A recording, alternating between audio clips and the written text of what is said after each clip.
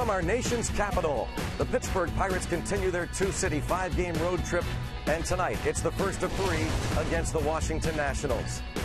Greg Brown along with Steve Blass, welcome to Washington, D.C. The Pirates last night in Chicago, a late night, won their 8th straight ball game. And Steve, how did we get here? Are you serious? Yeah. Where have you been? Well, we got here with superior pitching. The starters, the relievers, the strikeouts, the shutouts. That's how we got here, and we're going to keep it going this weekend. All right, well, the Pirates taking on a Nationals club that is kind of struggling. A game over 500. Most people expected them to win the National League East and maybe go to the World Series. Well, don't take them lightly. That's a very, very good ball club. They're not hitting right now. They're not pitching, but they're rock solid, and this still could be a weekend that's a preview for October baseball. You're good. You did that intentionally. Rock solid. It's Friday Night Rocks from Washington, D.C. The Pirates 4 games back of the Cardinals in the National League Central Division. A.J. Burnett on the hill tonight. Buccos and Nats coming up next.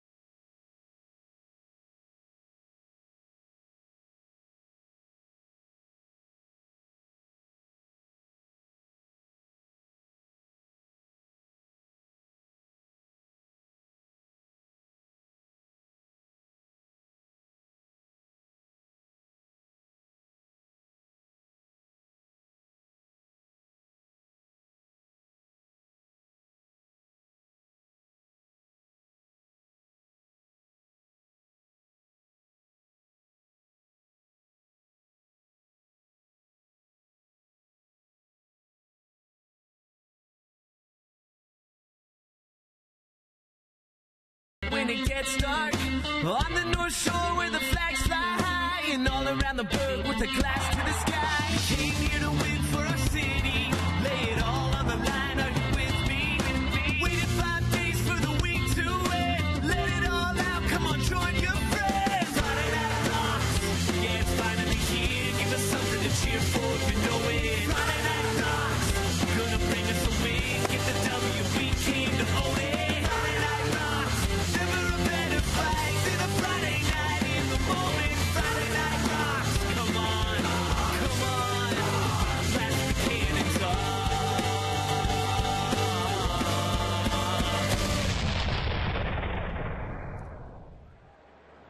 Daily Grind, our featured band this week on Friday Night Rocks, and we are ready to rock and roll here in our nation's capital. Josh Harrison has stepped in against Joe Ross, and we are underway. It's a strike.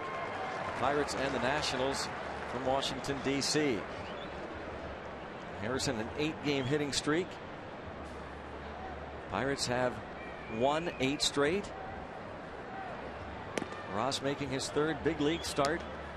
We'll get to the lineups in just a moment. We'll tell you more about Joe Ross, the first of 3 with the Nats before the Pirates return home next Tuesday night.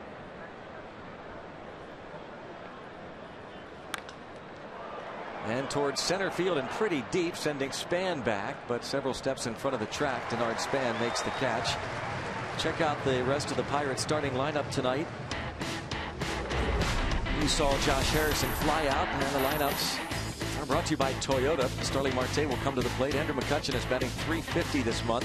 Jung Ho Gong hits cleanup. Pedro Alvarez 5th. Then it's Francisco Cervelli, followed by Gregory Polanco, Jordy Mercer, and A.J. Burnett. You'll notice that Neil Walker is still out with the stomach virus. He misses his 3rd straight start. Joe Ross, again, his 3rd big league start. And his last was a good one against the Milwaukee Brewers. 8 innings, giving up just a couple runs. Walked 1 batter. He's only walked 1 batter in his first 2 starts. His 3rd major league start. A.J. Burnett will be making his 418th. Nick Leva has moved from the first base coaching box to the third base coaching box, and Brad Fisher, one of the coaches, is over at first base. So Rick Sofield is not here tonight. And pitch in the dirt. It's 1 ball and 2 strikes on Marte. Not too shabby this month either. .344 hitter, Starling Marte. And a 7-game hitting streak snapped on Wednesday, but had 2 more hits last night.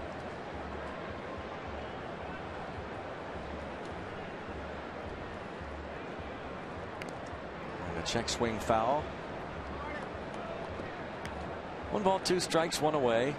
Rivers Casino tips to win. Yeah, jump on Joe. He's a youngster, 3rd major league start, so he still might be trying to get his feet on the ground and take advantage of the beat up Nats. They have a ton of people hurt.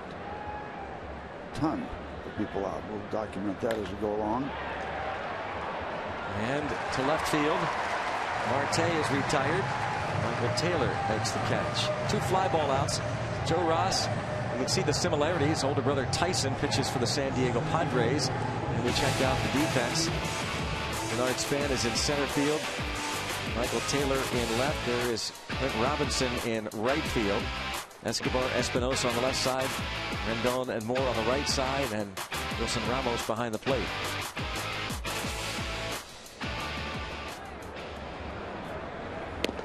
Ross, a former first rounder, drafted in the first round, number 25, chosen in 2011 by San Diego. Part of a 3-team deal over the winter involving Tampa Bay and the Padres. McCutchen is now in the hole 0-2. McCutchen with 42 RBIs on the year, tied for 8th in the league, and he has a little 6-game hitting streak going.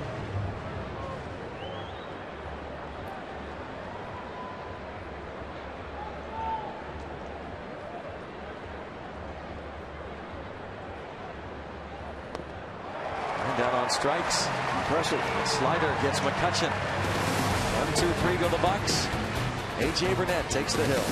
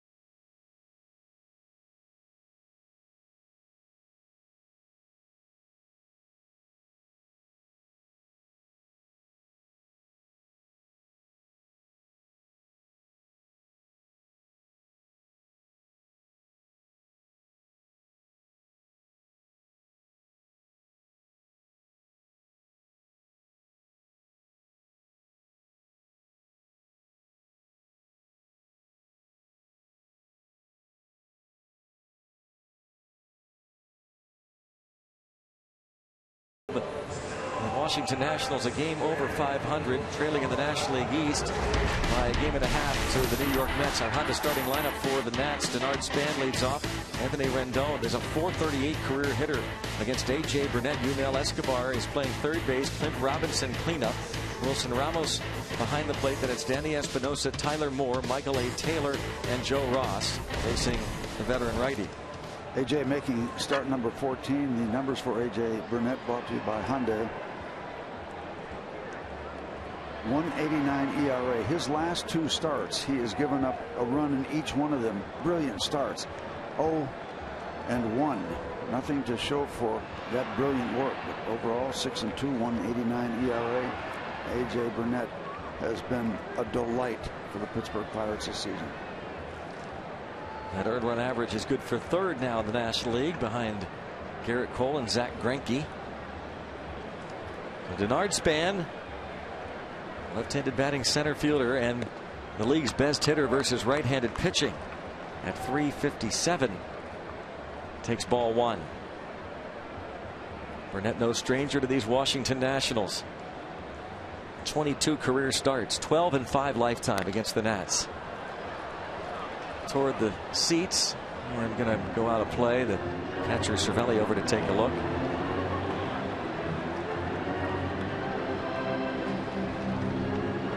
Here you see the splits for Denard Span.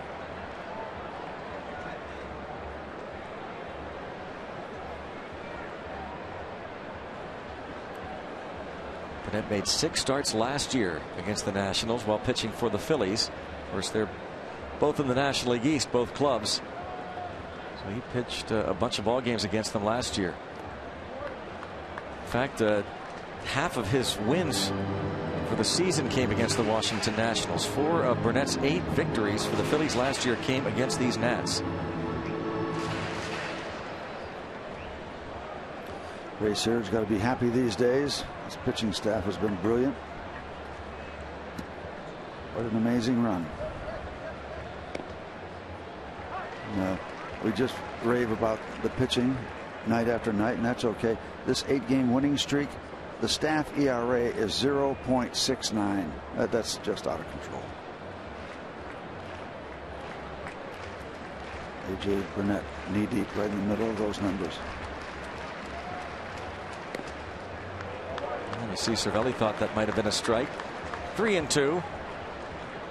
Span has 7 stolen bases in 7 tries, so I want to make him earn his way on. Burnett making his 418th career start. See if we can crowd him a little bit inside. And a base hit to right. Polanco over. Span thinking too, but puts on the brakes as Polanco does a fine job. Get that ball in a hurry. Yep. Cervelli setting up inside, just not getting the ball quite far enough in to make him pull it foul. Hittable.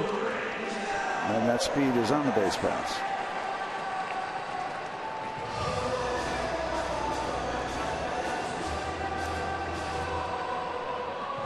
Josh Harrison starting again at second base. Defense for the Pirates has Pedro Alvarez at first. Jordy Mercer, Jung Ho Gong on the left side. Marte, McCutchen, Polanco on the outfield left to right. And Francisco Cervelli catches Burnett. We'll watch and see if Span doesn't take off. Again, 7 for 7 in steals.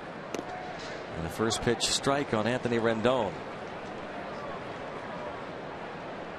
.222 hitter. Started the year on the DL. They have had a host of injuries. And most recently last night, the injury to Bryce Harper. They had a big scare. And a couple of strikes now on Rendon. Mike Winters, home plate umpire, getting that arm up just in time. That strike call. 0-2.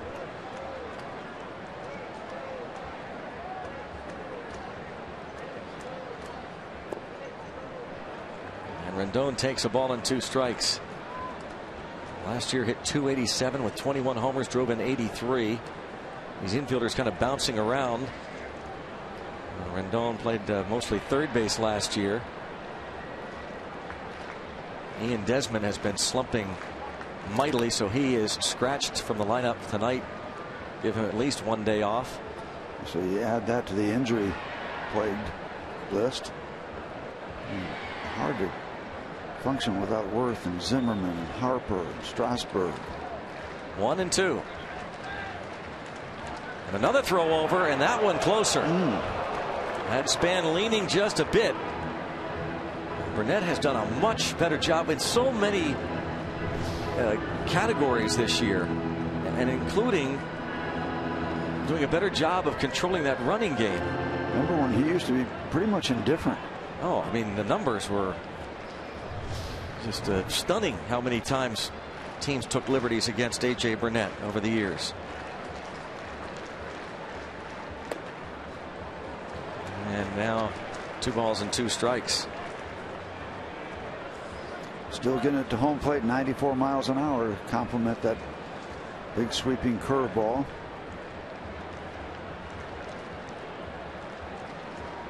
That's as hard as Burnett has thrown this year. And this is up and in now, 3-2. And that's 94 miles an hour. He's geared up tonight. And now, after getting out in front 0-2, it's 3-2 on Rendon. And he gets a lot of ground balls, so you figure for sure Span will be off on this pitch.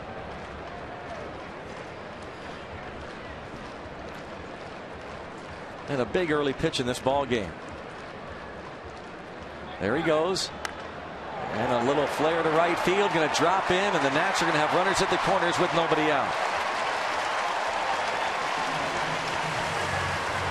Just a little flare, but Span on the move and just a trot into third base.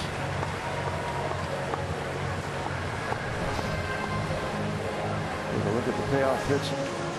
And it's up in the zone, not quite far enough in. They will fight it off and put the blooper out to right field. And here we go. This doesn't seem to be the look we're used to, seeing opposing runners at first and third with nobody out. That hasn't happened very much recently.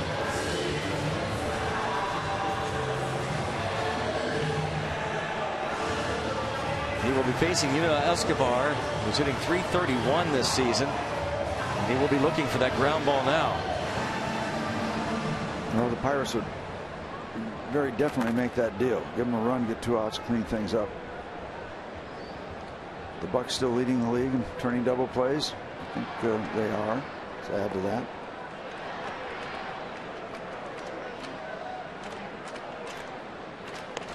And a strike. Escobar with 22 ribbies. A well-traveled Yunel Escobar. His first year with the Nats, and he's been one of the real bright spots for this club.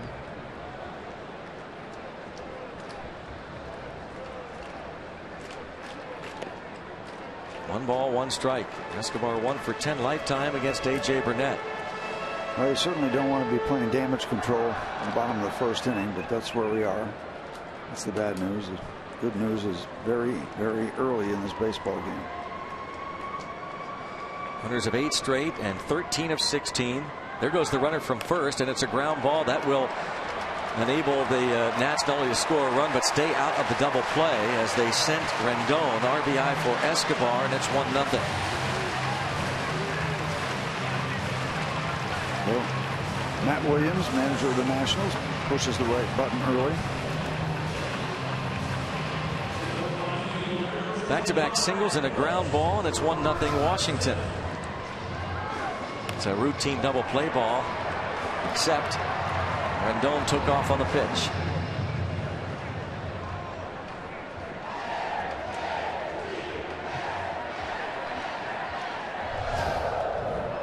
Here is Clint Robinson, left-handed hitter. And a strike, and essentially filling in for Bryce Harper, out with a mild left hamstring strain. Clint Robinson spent a spring training with the Pirates a couple years ago.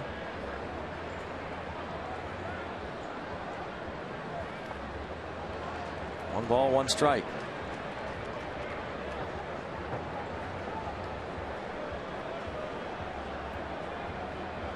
6'5", 247 pounds, one-time 25th round pick of the Royals.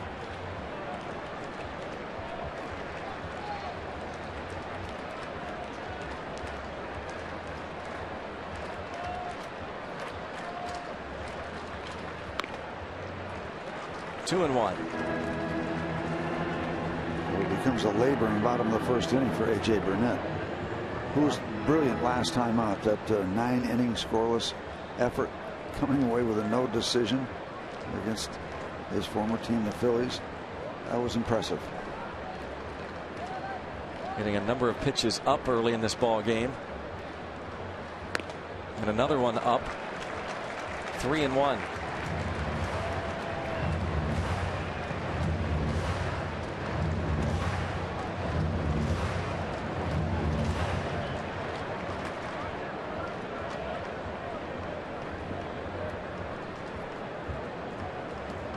The Pirate staff right there: Garrett Cole, Charlie Morton, Jeff Locke.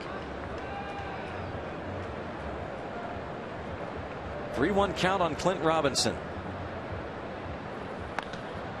And in the air toward the line and left. Marte, a long run, but he'll get there. And that's a big second out.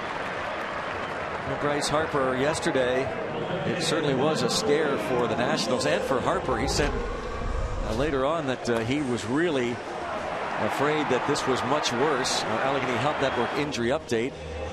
His left leg just kind of gives way, and he ends up with a mild left hamstring strain. This is a guy who is having a bust-out season, and many are calling him the early MVP candidate in the top 5 in just about every offensive category. Matt Williams said after the game, it's time to step up. The Washington Nationals, just a game over 500. So he's out for tonight, maybe tomorrow. See about Sunday, one of those day-to-day things for Bryce Harper. And then we hear Clint Hurdle saying, responding to a question, how much does that mean to the Nationals? He said, well, think of us losing Andrew McCutchen. So we don't know how long he's going to be out. Be nice for him to take the weekend off. Boy, into the right center field gap for Ramos. And it's 2-0. Wilson Ramos drives in his 32nd run, and the Nationals take a 2-0 lead here in the first. And that was in the gap when it left the bat.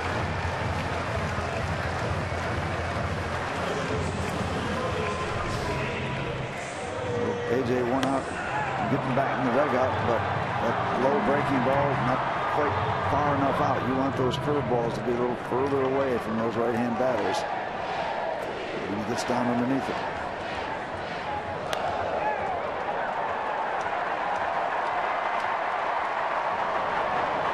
Well, a 2-out double for Ramos scores Rendon from second, and it brings up the switch-hitting infielder Danny Espinosa. Yep, they're still in business.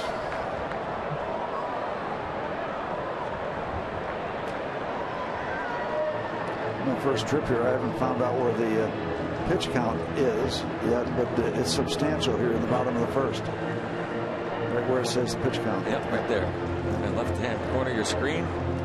Takes care of it. I'm looking around the ballpark to find it. Oh, yeah, you can do that too. It's first time I've looked at a monitor. Just ask Pete. There you go, Steve. Okay. Pete's helping you out. Thank you very much. Yep.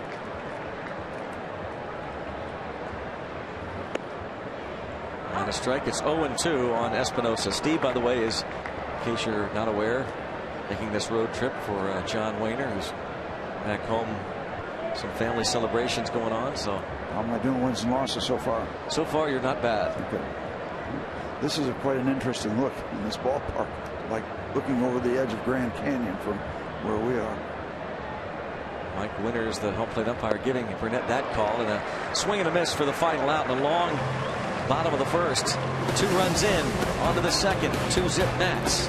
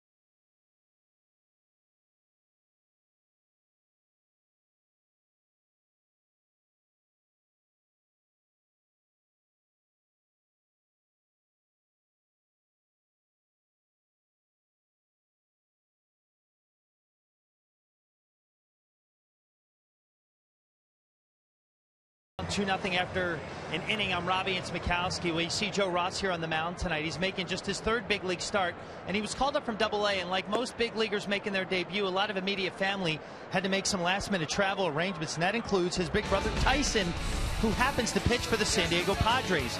Now, this is some footage from Joe's debut back on Saturday, June 6th. Tyson started the night before. There's a shot of Tyson. So he wasn't going to pitch in that game for the Padres anyways that day. So the Padres allowed Tyson to fly cross-country, watch his brother, who threw 5 innings in his debut against the Chicago Cubs. And Greg and Steve, you see, they say blood is thicker than water, and that's good on former Padres manager Bud Black, who allowed that to happen. A lot of things a little bit bigger than the game of baseball, so cool that Tyson Ross got to see little brother Joe pitch for the first time in the bigs. They've been so close over the years, Robbie, and they were so excited to be in the same organization together with the Padres for a time. Strike is called on Jung Ho Kang, and Joe Ross making his 3rd major league start tonight. And a good-looking slider to go along with that excellent control early, at least early excellent control.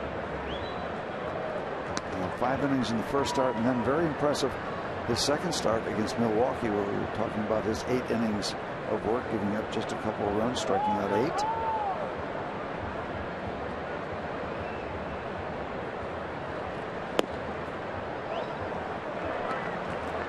8. Three and one on Kang. A couple of hits and a run scored and an RBI in last night's 3-2 win against the White Sox in Chicago.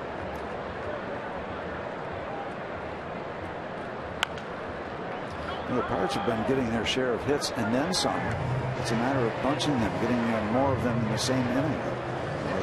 Double figures, lots of nights, and 3 runs. I mean, you should really, a good bit of the time, come out with more runs when you're in double figures and hits. But, you can't write the script exactly the way you want it.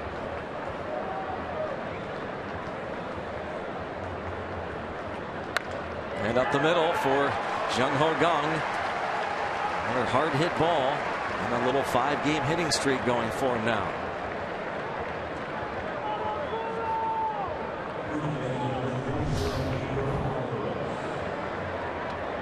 Nothing exciting, just a well-placed ground ball. Back up to the middle.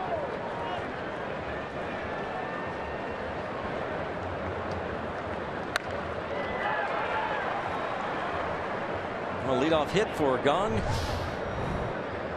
Greg, by the way, if you want to check it out, that's 17 pitches thrown by Ross now. It's up there on the board over the right. And right here on the top of your monitor. Yep, see that? 17 pitches. There also, both places. To keep track on your monitor, you can do that with us in case you're not here at the ballpark. Like to get the ambiance, the whole feel of the whole yard. Kind of a bigger picture, if you will. Alvarez, here's Steve's view. Since he's so caught up on it, this is it. Doesn't give any idea how high we are. No, that doesn't give you a real good perspective. Way up.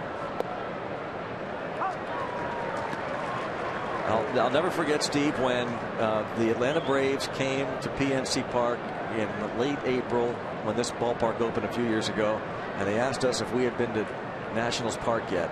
We said no, we're going there in a couple weeks. They said, well, it's close. PNC Park and Nationals Park, as to which one is higher. And we walked into this booth. What are they smoking? It was hilarious. It's not close. No, it's not. This thing, I'm afraid to look down. I mean, I was terrified when I went to the Grand Canyon. I crawled up to the edge on my hands and knees, and I'm pretty much in that situation now. Yeah, we're up there, way over by the pitch count thing. Right? Yep. Alvarez had one of the really big hits in the game last night against the left-handed pitcher Zach Duke after Jung Ho Kang had reached on an infield hit with 1 out. Zach Duke came on to pitch, and Clint Hurdle kept Alvarez in there, and Alvarez singled, moving Kang to third, and Kang would score on a Gregory Polanco ground out to give the Pirates the lead. And they won it 3-2, and now it's 3-1 on Alvarez.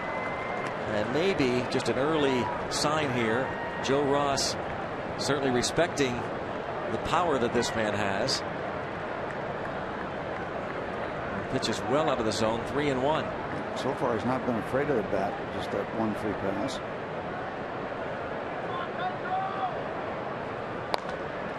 bounce just foul past first baseman Tyler Moore.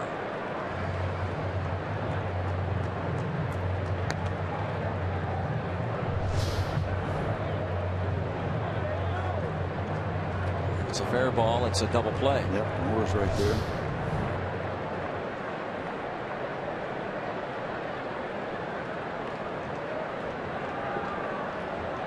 Shift on. 3 infielders on the right side.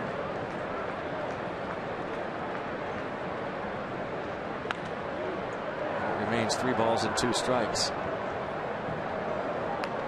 28 RBIs for Alvarez, 10 homers.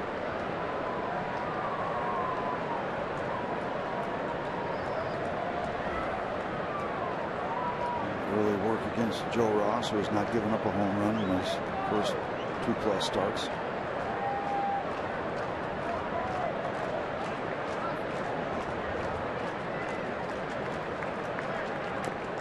Again, Joe Ross was a pick by the San Diego Padres out of an Oakland high school, Bishop O'Dowd. First round pick, 25th overall 4 years ago. That was in June of 2011. And the following year, the Padres traded for his older brother, and he strikes out Alvarez. Second K for Joe Ross. With that breaking ball on a 3-2 pitch, we'll bring up Francisco Cervelli. Well, make sure you vote for your favorite Pirate All-Stars as voting continues. The Esurance MLB All-Star Game ballot. Go to Pirates.com. Voting exclusively online. Available on your computer, tablet, and smartphone. And you can vote up to 35 times at Pirates.com/vote. Cervelli certainly is another worthy player of receiving your All-Star ballot consideration, your All-Star vote. Pirates.com. Cervelli takes ball 1. Strike 1, make it. 316 hitter. Fair to say early on, at least this point in the season, exceeding expectations.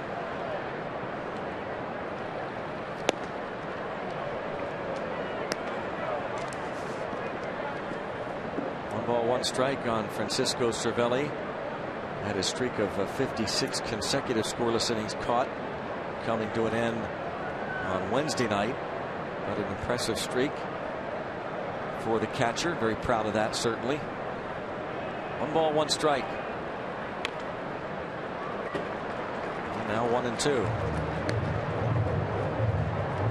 Hitting .345 since the start of May.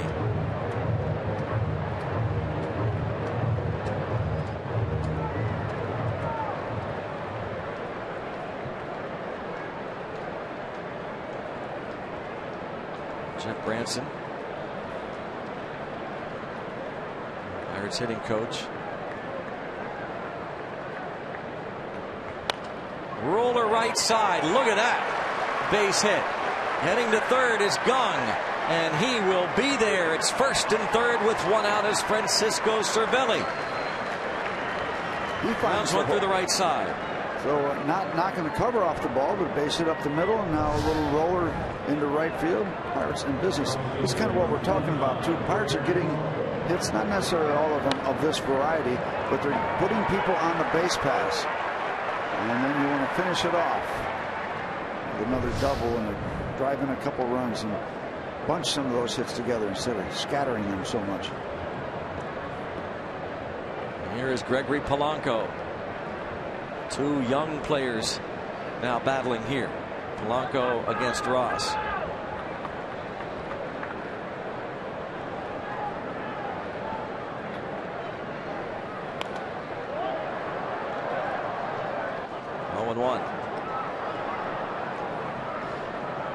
Francisco over first base. You'd love to see Polanco find one of these angles. A lot of little nooks and crannies around this ballpark. See him run. It'd be fun to watch him run all the way around if he caught the right angle on one of these notches. Again, go to Pirates.com and vote Francisco Cervelli and other Pirates into the All-Star game. 1 ball and 1 strike.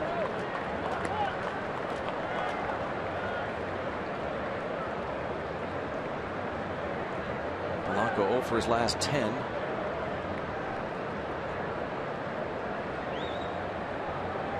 Picked up the RBI on the ground out in last night's ball game, scoring gong in the 8th inning.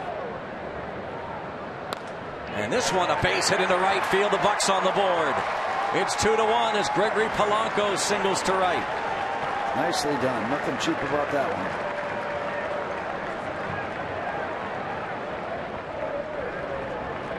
Jung Ho Kang scores. He got it going with the single to center. Just kind of turned it back around. A good-looking pitch by Joe Ross. Giving a little introduction to the fact that you can make good pitches, and sometimes these kind of things happen. As really just turned it back around.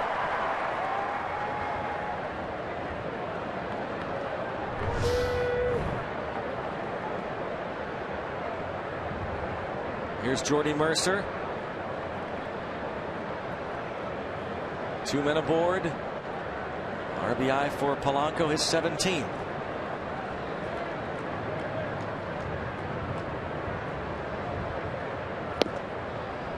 You know what the Pirates really need right now, Greg, is one of those good old-fashioned barn burners where they score about 12. Just clear the air a little bit, then all about pitching. Everybody relax for a minute, catch their breath. Those blowouts are fun. The Pirates had one against the White Sox last Monday at PNC Park. 11-0, that whitewashing, out hitting them 18-2. That's the ultimate combination right there. There's that hard slider. You talked with Clint Hurdle before the game about the different sliders that Ross has, part of his arsenal. And then he will double up, triple up. In other words, he'll throw 2 in a row, 3 in a row. You can go a long way with a slider because it's a little more deceptive than a straight old-fashioned curveball. Pop up, and the infield fly is called, so it doesn't matter whether he catches it or not. He does. 2 outs.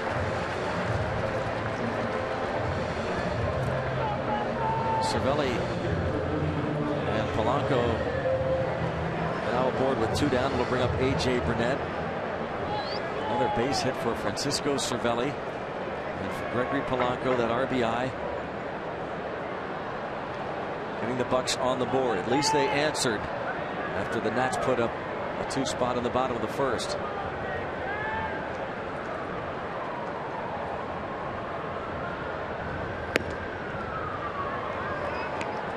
Bucks were able to do that last night after the White Sox tied it in the bottom of the 4th. Came back, scored the go-ahead run in the 5th. White Sox got that home run from Giovanni Soto in the bottom of the 7th, and the Pirates took the lead the next half inning. Wound up getting Garrett Cole the win as a result of that run. Good swing. If you're going to have a good year as a starting pitcher, you're going to have to win 1 or 2 of those kind of games. You're out of the ball game, and they wind up scoring for you, and you get the kind of the backdoor win, as it's called. He'll take it. He wasn't dominant. Wasn't happy with a couple things during the course of the game. Walked a few more than he wanted to, and gave up that home run, which had really ticked him off.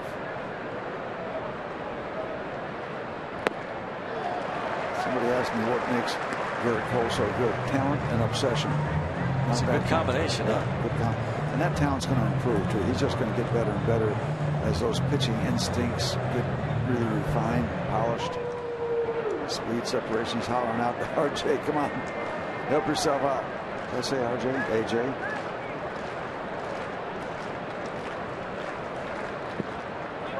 Two and 2. A.J. Burnett with 3 hits and 27 at bats and a couple of RBIs.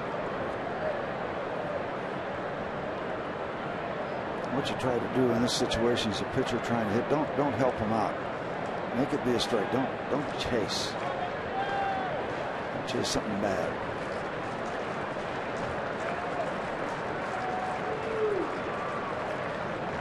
Two and 2. He does chase, but pretty good pitching there from Ross against his mound opponent, but the Pirates get a run. It's 2-1.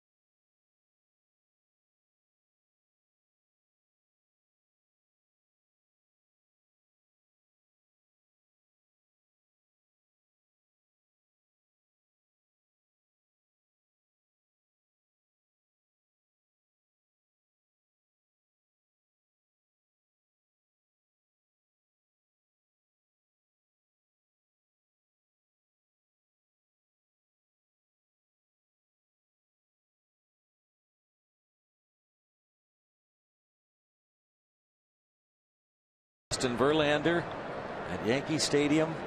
So Alex Rodriguez, he is having, you know, whatever you think, he's having a pretty solid year after missing a year and a half.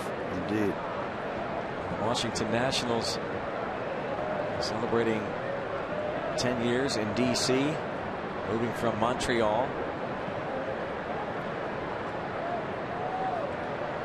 It's Tyler Moore. Moore takes ball one. He is playing first base tonight.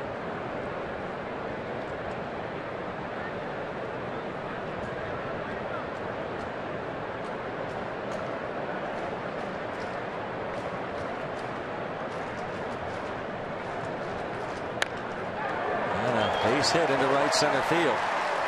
And Polanco, a little bit of a stumble, but recovers in time. Throws a one-hop strike to second. Let's go back to the studio for another game break.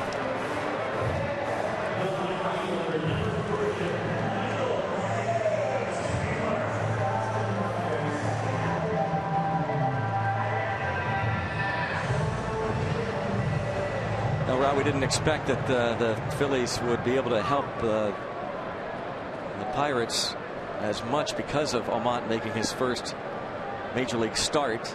It was supposed to be Cole Hamels tonight, but he was scratched with a mild hamstring strain. So, and right away, a base hit for Michael Taylor, putting runners at first and second with nobody out.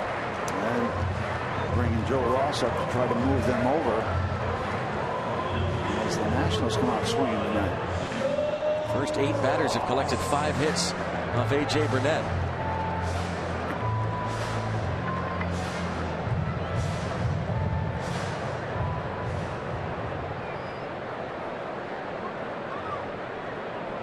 Those nights where this grizzled veteran going to try and just keep it together, not let things get away. Pirates facing this rookie. Joe Ross is going to try and sacrifice the runners. He's 0 for 6 at the plate. And a strike.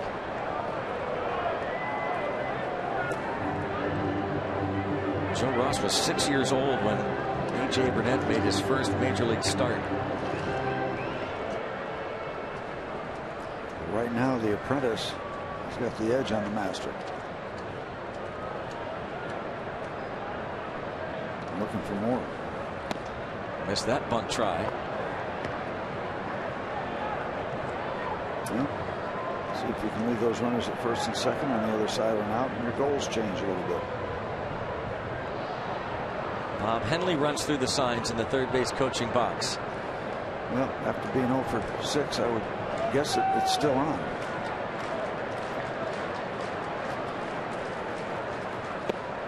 And a strikeout. One away.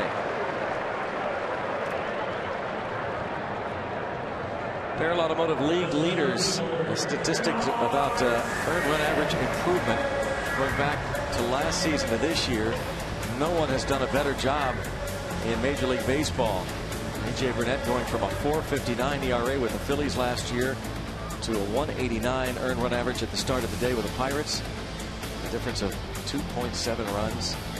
Shelby Miller also a nice strong bounce back year.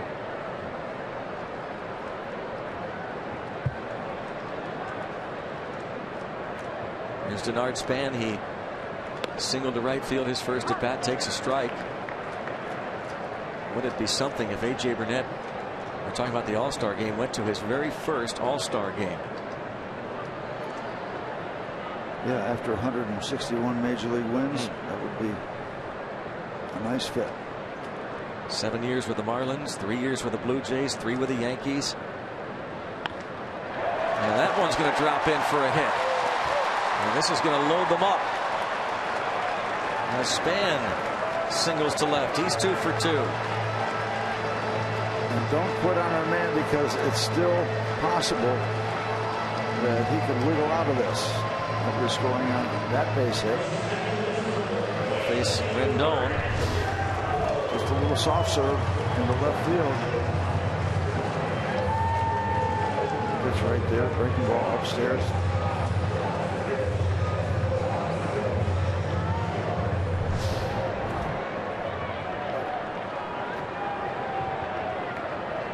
know, the possibility exists for a double play ball to get out of this, but also the possibility exists of the Nationals breaking this thing open early. Already 6 hits, 1 out into the 2nd inning. And that's up, ball 1. Most hits Burnett has allowed in any one start all season has been 8.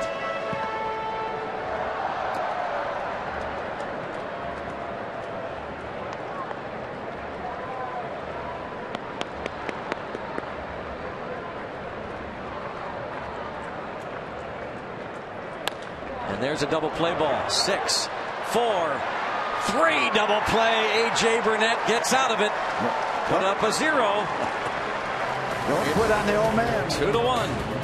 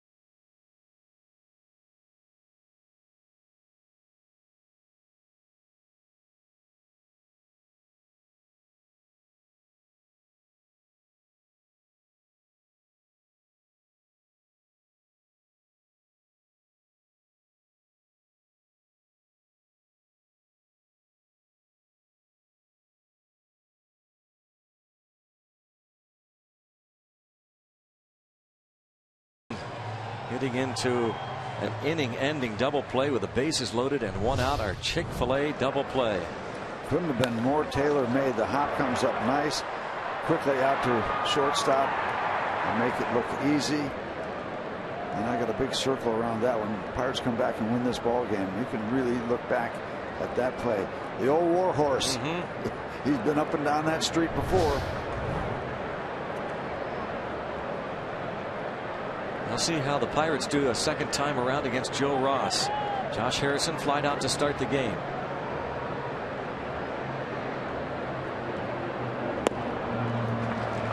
Ross, remember, came up from Double-A Harrisburg, the Harrisburg Senators.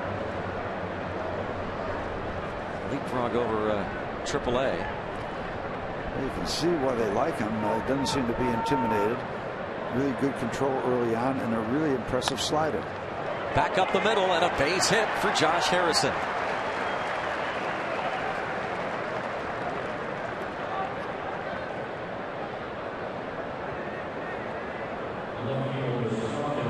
Bucks host the Cincinnati Reds this coming Thursday. The concluding game of that 3-game series at 7:05. First 20,000 fans will get a Pirates replica camo cap thanks to PNC Bank. That's coming up this Thursday night. Game 3 of that 3-game series against the National League Central Division rivals. Go to Pirates.com for tickets. Bucko fans here in the nation's capital. Yep. They're all around D.C. today. They'll be here all weekend, and you can hear them here. It's a big crowd, but scattered throughout a lot of the black and gold. Starling Marte fly to left in the first.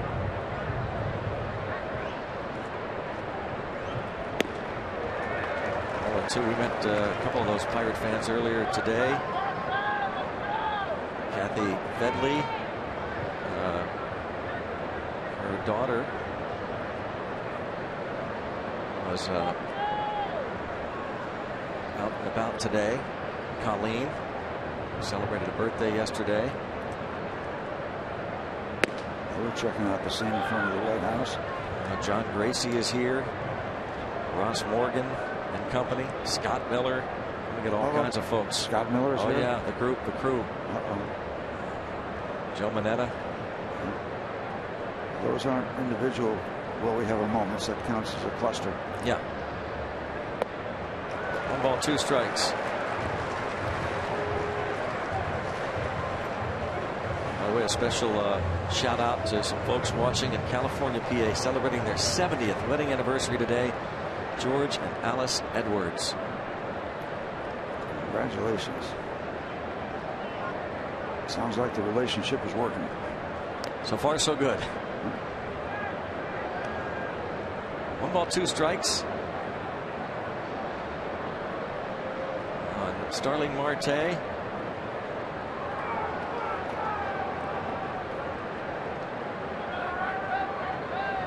Ross has a pretty good move. Oh, brother. How about that? A line drive back to the pitcher, and it's a double play. Yeah.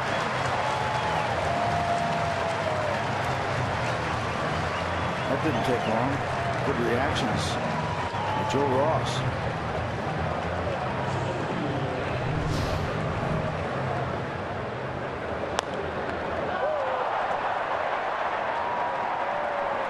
Bounced one to Tyler Moore at first.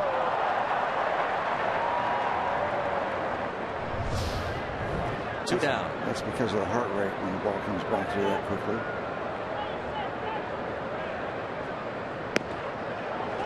Late swing and a miss by McCutchen at the high heat. McCutchen has feasted on Nationals pitching over the years. He's done that to a lot of clubs.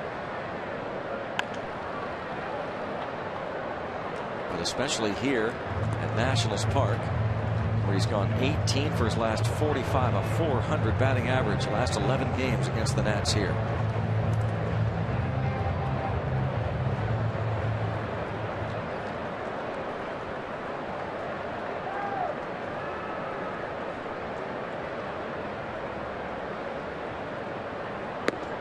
Did he? Mike Washlinski said no as Ramos was walking toward his dugout.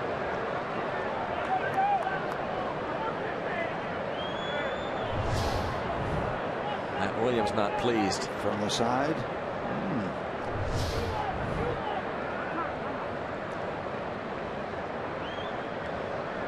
Maybe get a break there, but a veteran, MVP, former MVP, against a guy making his third start. I was just thinking about that. Just thinking the same thing. Hard to get that call. He's a young pitcher.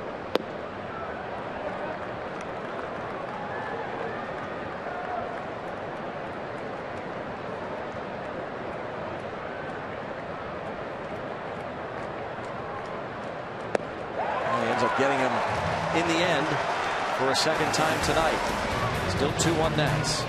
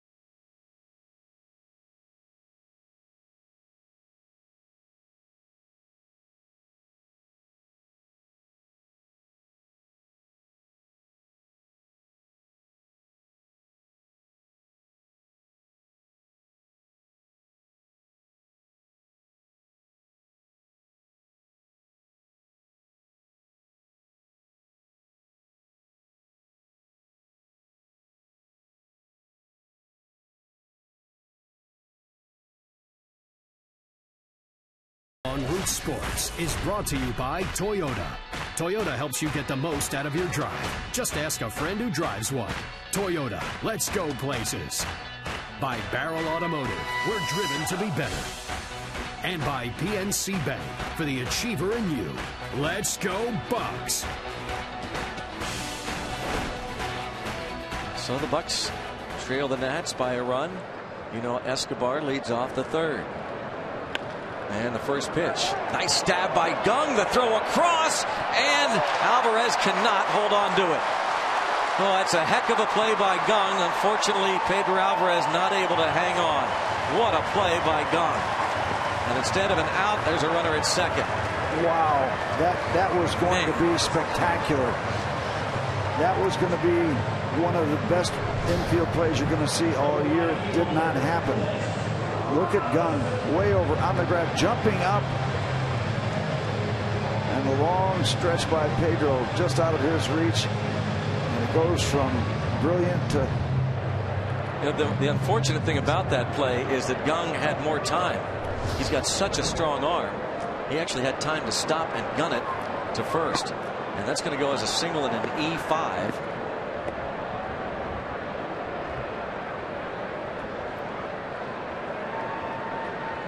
Runner at second with no one out.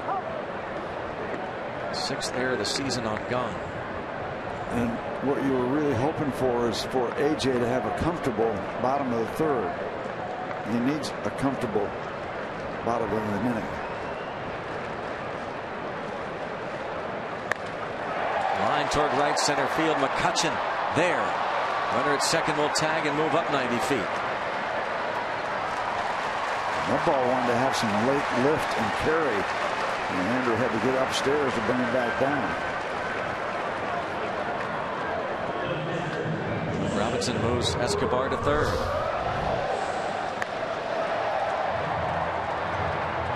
And you see Andrew bring it back down, and plenty of time to have the runner go to third. And Parks will try to cut this run off. Hard work on a Friday night for number 34. Infield in against Wilson Ramos. Line towards center. Another ball. 3-1. Yep, another ball upstairs. 2 hard hit balls for Ramos. He has doubled in a run and now singles in a run.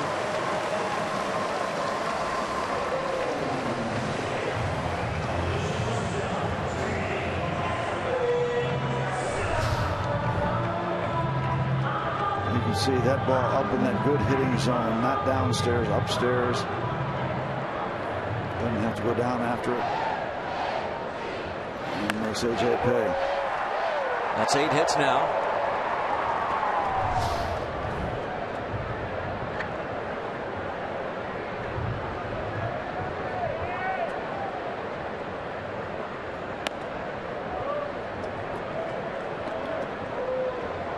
Espinosa struck out to end the first.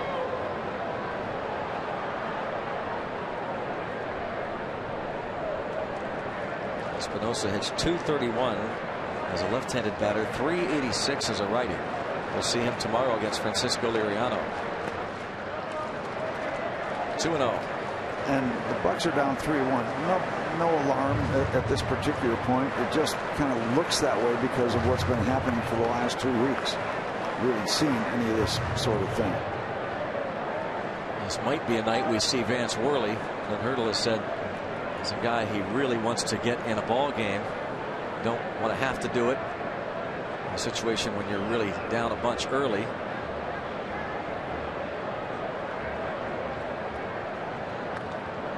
And the aggressive cut by Espinosa. It's 2-1 and a 3-1 ball game. Yeah, and Vance sits out there and he knows the deal. Primary goal is to win the ball games, and if they're winning, then and pitching like they've been pitching, he's not going to see much activity. He knows how that works. It's not very fun from a personal standpoint because you want to work, but he knows the deal. He knows the primaries and he knows the secondaries.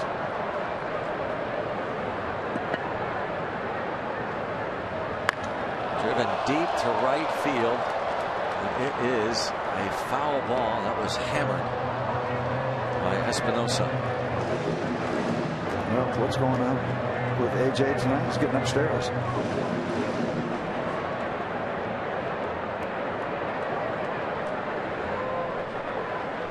Two and two.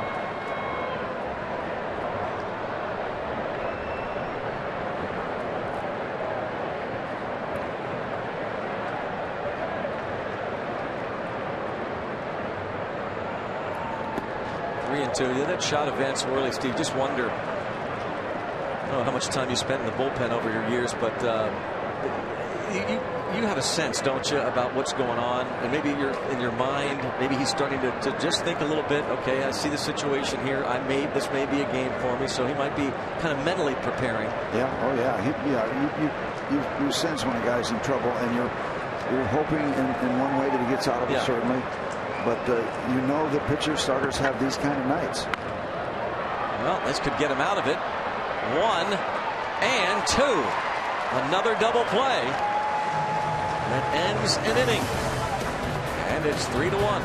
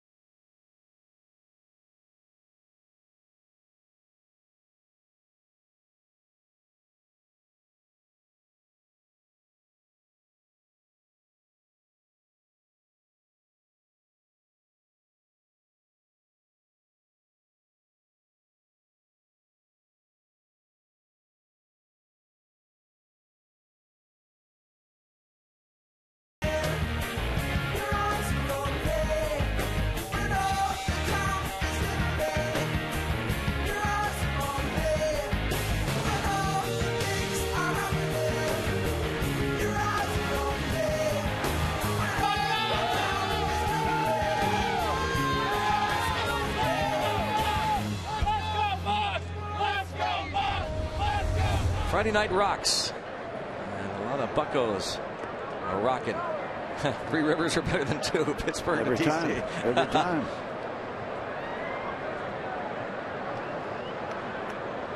Trying to rally down 3-1 now in the 4th against the rookie Joe Ross. Chung Ho Gong got it started in the 2nd. Lined the ball off the pitcher's mound into center.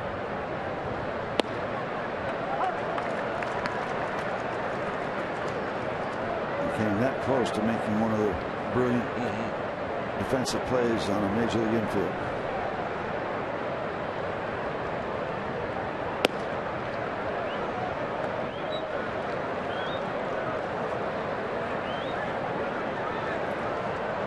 When's the last time we had to come from behind to win a ball game? It's not happened very often recently.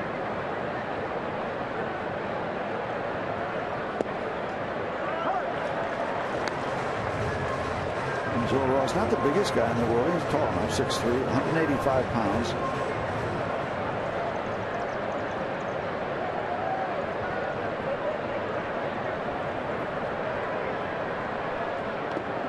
Did he go in the dirt? 2 and 2. No. Once again. Go back to that subject you brought up. Young pitchers have to earn their stripes.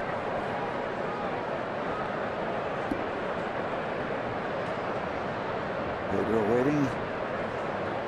At some point, Joe Ross is going to give up his first major league home run. Let's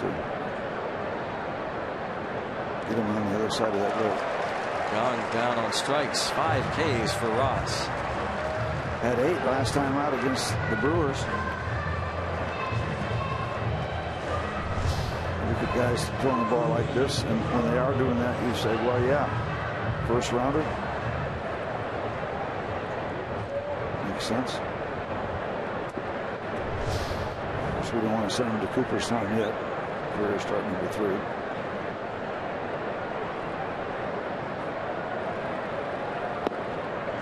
He struck out Alvarez in the second.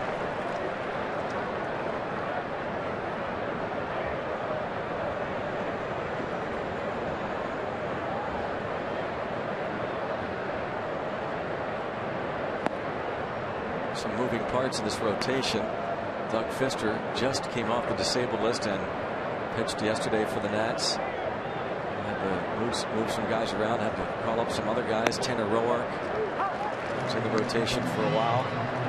He is not with the club currently on the paternity list. Tanner Roark. Dan Uggla. Strikeout for Alvarez. 6 Ks for Ross. 3 straight. Wednesday, Bucks and Reds meet at PNC Park. After the game, a midweek fireworks spectacular. Bison Belly Fireworks. And it's all presented by Service Link. That's coming up again next week. A midweek fireworks show following the Wednesday night game against the Cincinnati Reds. Go to Pirates.com for tickets.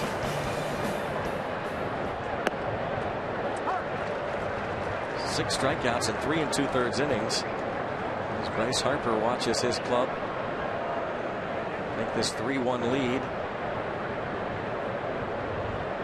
Last time out for Joe Ross against the Brewers, as Steve mentioned, 8 strikeouts over 8 innings. 7 hits, 2 runs, and a 7-2 win.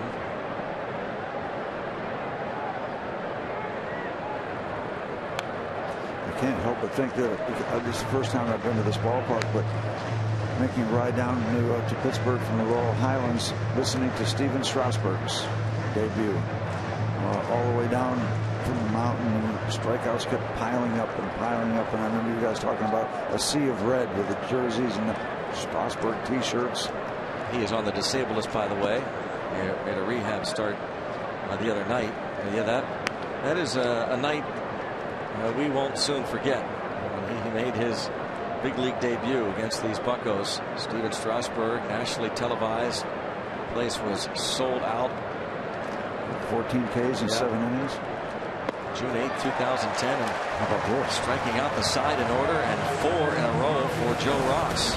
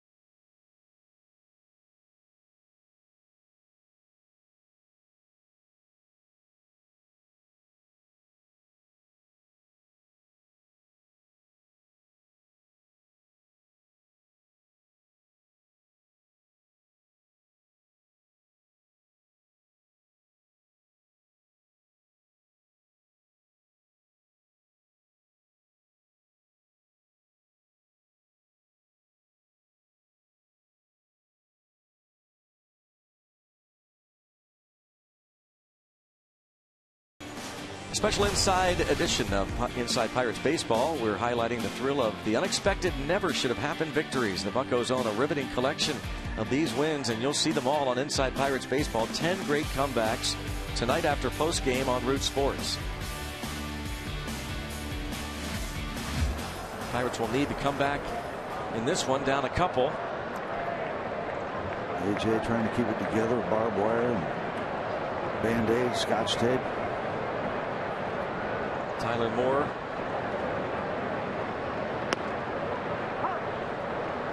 Even that breaking ball right there, a strike, but probably up higher than he wanted to get it.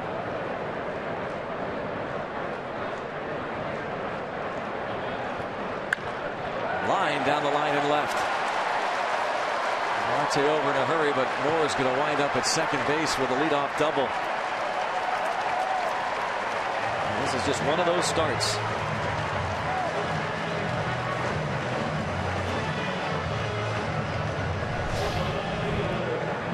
Check out the height. That was a pretty good pitch in on the hands. He just turned on it.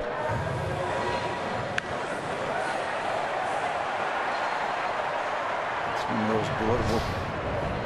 What are you going to do? Ball in off the strike zone, off the plate. Found a way to keep it in fair territory. Season high 9 hits off of him.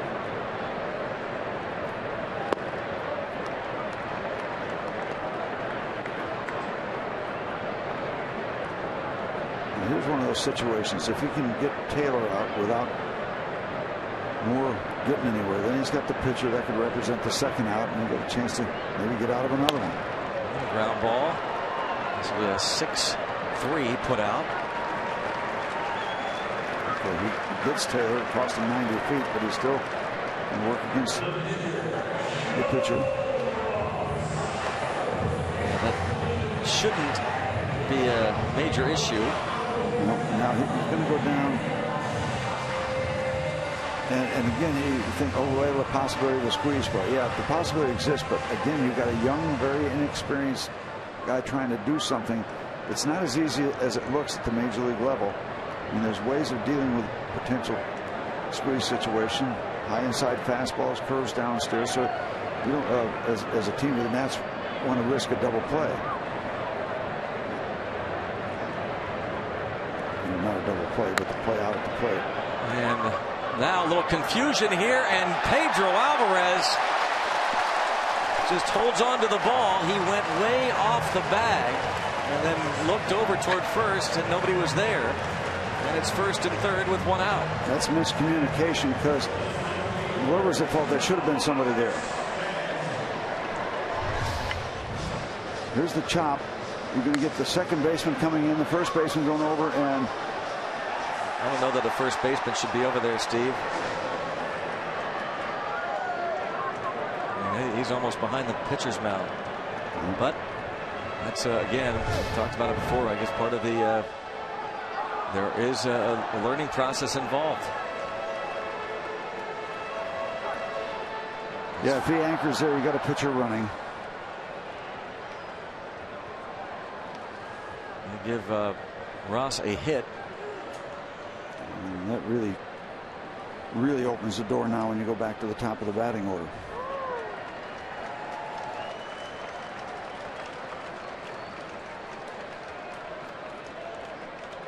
And Span, tough to double up. He's also very difficult to strike out.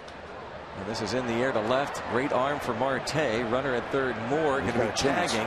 And he won't try to advance. However, Ross does. The pitcher, boy, that's a pretty heady base running by a pitcher. Although that throw was just so far overthrown. Joe Ross heads up. Just in the big leagues for 3 starts. On to second, and a base hit can score a couple. Well, can we escape another one?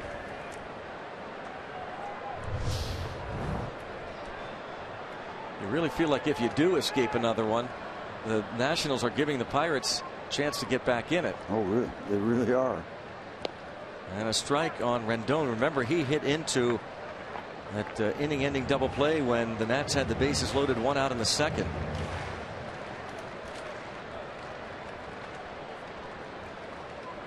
This would be quite an act for AJ and the Pirates to keep this where it is.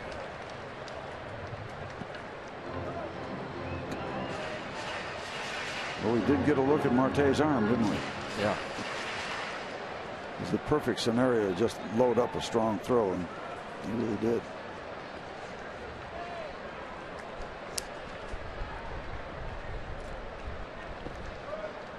Good work by Cervelli, keeping the score where it is with that block.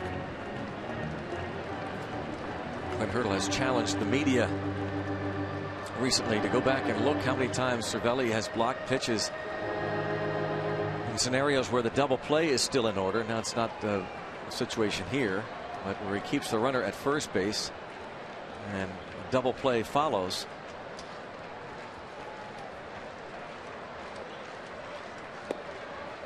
Three and one.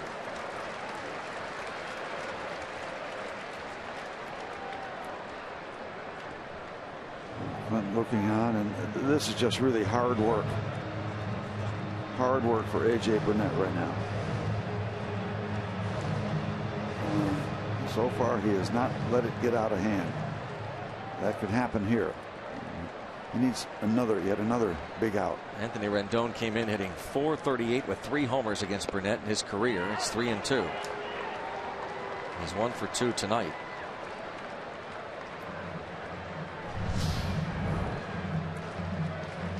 See about this last pitch. It's kind of tailing back toward the corner. Let's put it that way. Toward the corner. And Jay gets a call.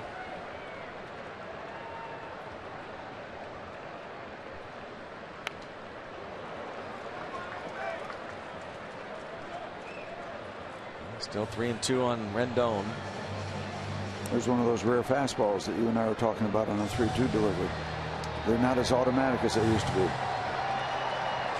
fastballs.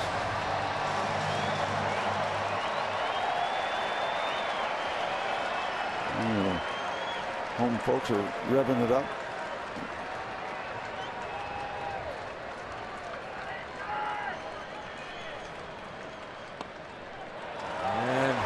So close. They're loaded once again. It's the first walk for Burnett.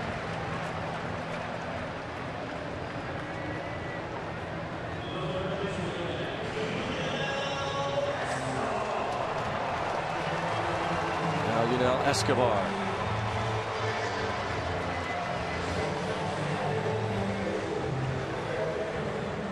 Well, the plot thickens, but there's still another installment to come here in the bottom of the 4th.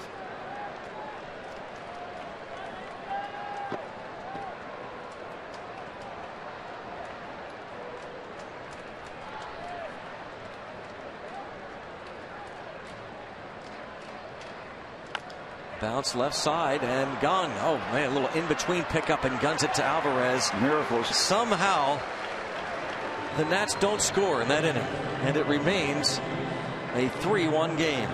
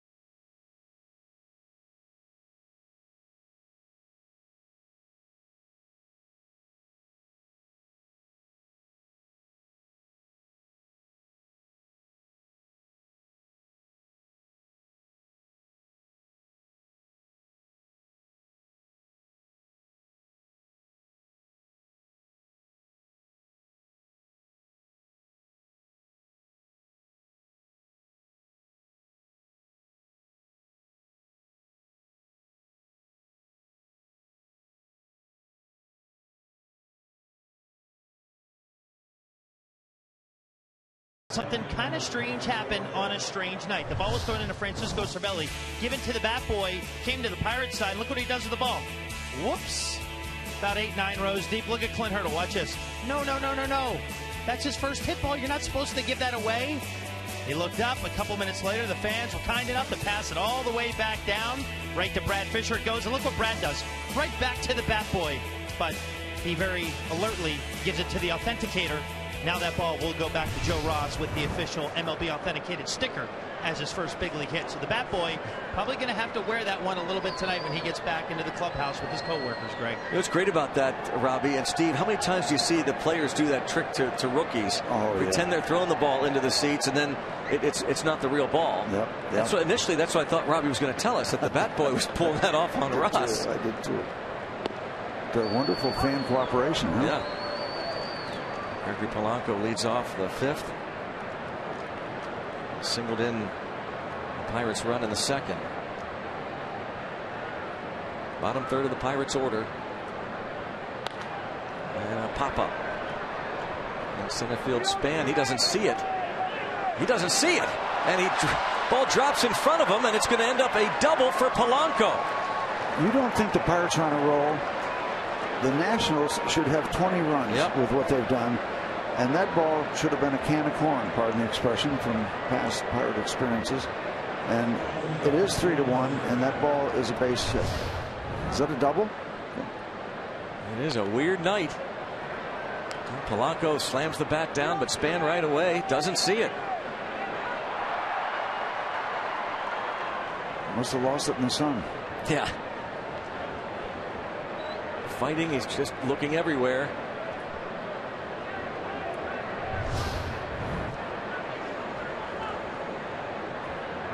A few remarks directed at himself.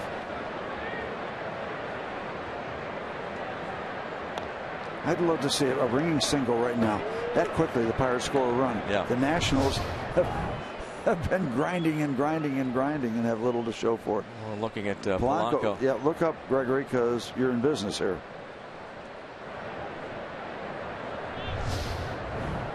A little bit of a lesson there. Never give up. What do you tell every young player? Know where the baseball is.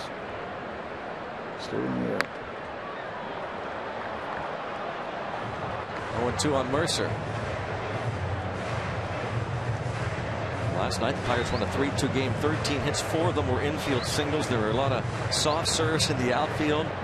One of the hits was that Corey Hart fly ball that dropped between the center fielder and the shortstop in the 7th inning last night. Miscommunication there.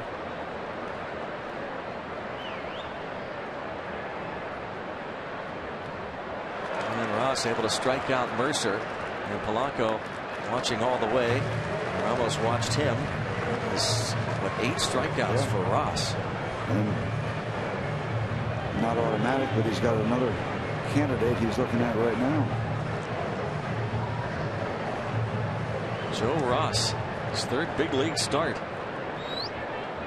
leading 3-1. He struck out Burnett in the 2nd.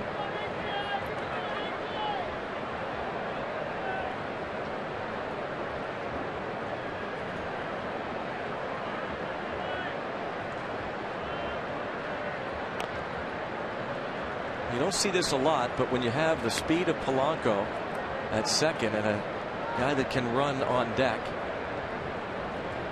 figuring get that runner to 3rd, where even an infield hit can score a run.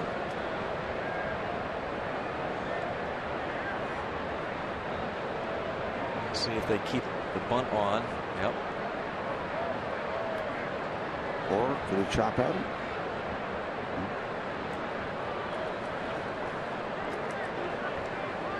It is rare. Because the old philosophy used to be don't give outs. Don't give outs away.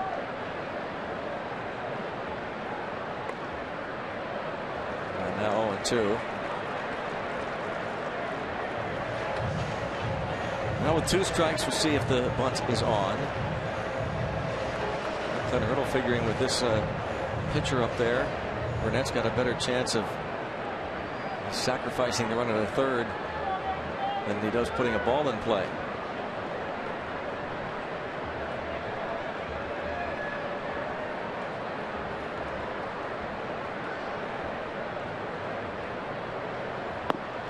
strikes him out. And number 9 for Ross. Next Friday, the Pirates and Braves meet at PNC Park, 7:05. First 20,000 fans will get a T-shirt that Jay designed. Compliments of AAA Auto Insurance. Plus, enjoy food and fun before the game out on Federal Street for the Friday night block party. That's presented by Barrel Automotive. Get your tickets at pirates.com/free-shirt-Friday. Well, this past trip through the Pirate lineup, Joe Ross struck out 6.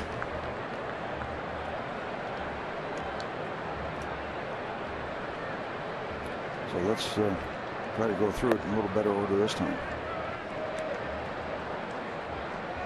Harrison extended his hitting streak to 9 straight games with a leadoff single in the 3rd. One of 5 hits off Joe Ross.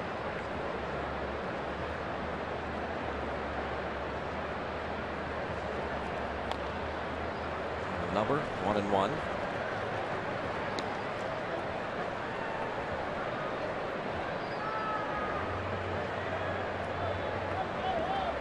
Berkeley, California. He and his older brother Tyson grew up big Oakland A's fans. Just recently turned 22 years old.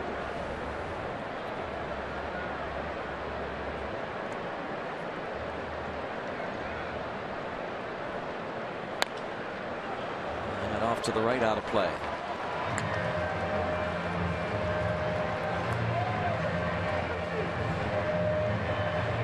Jay with 22 ribbies.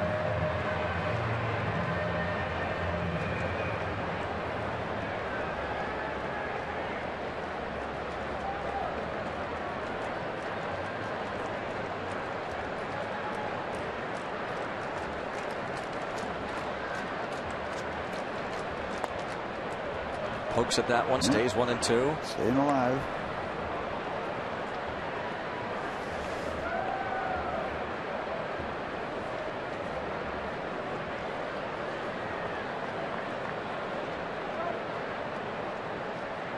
Harrison, a .302 hitter with men in scoring position.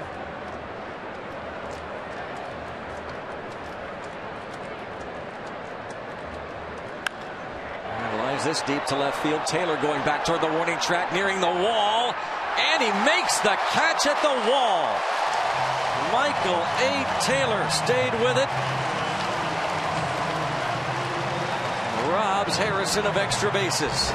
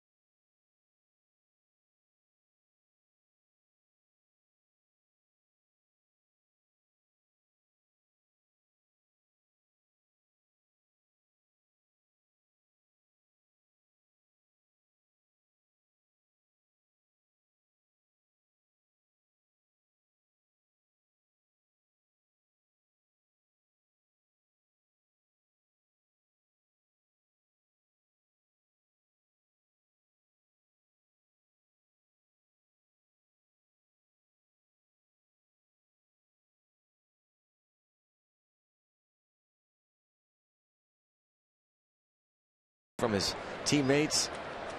That was a terrific play. The rookie really stayed with it. And, you know, he wasn't playing that deep. He had a long way to go. And when you're running full blast, because of that distance, you don't have time to make many decisions. See how far he goes. And then a little second gear at the end. Didn't quit on it.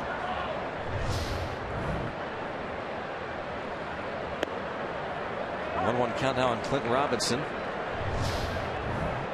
It's a different angle.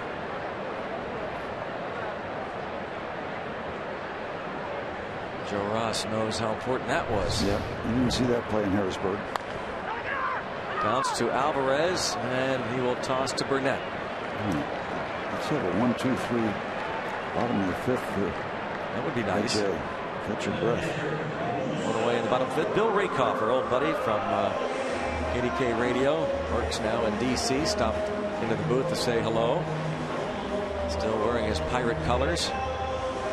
So many folks in from Pittsburgh this weekend series. Here's Wilson Ramos. He is 2 for 2 with 2 RBIs. 12-year-old Tyler Shields is here.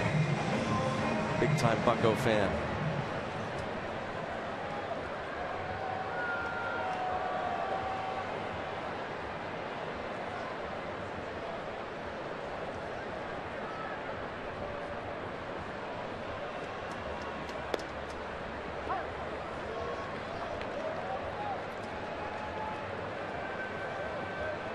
Former Twin Wilson Ramos dealt from Minnesota to D.C. for Matt Capps.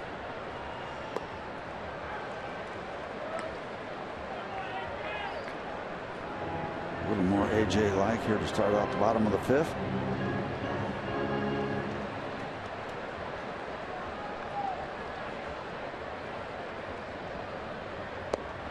Strike 3 called. It's his second K, his first or third K rather, and his second one looking. Day on the minute this day in Pirates history. This day 1972, Pirates beat the Dodgers in a laugher 13-3. Roberto Clemente goes 3 for 5, couple of doubles, a homer. The 8th inning home run, a 2-run shot, gave him 1,274 RBIs for his career, moves him into second place on the Pirates all-time list. He was since passed by Willie Stargell. His last full year. Was a great one. Hope I was pitching that day. After he passed away, I had a chance to come to Washington, D.C. and wound up in the Oval Office. There we are. It's President Nixon, Dave Justy, and Dan Galbraith, one of the Pirates, and we were summoned there by the president. Another base hit. This one 2 outs, so that's better.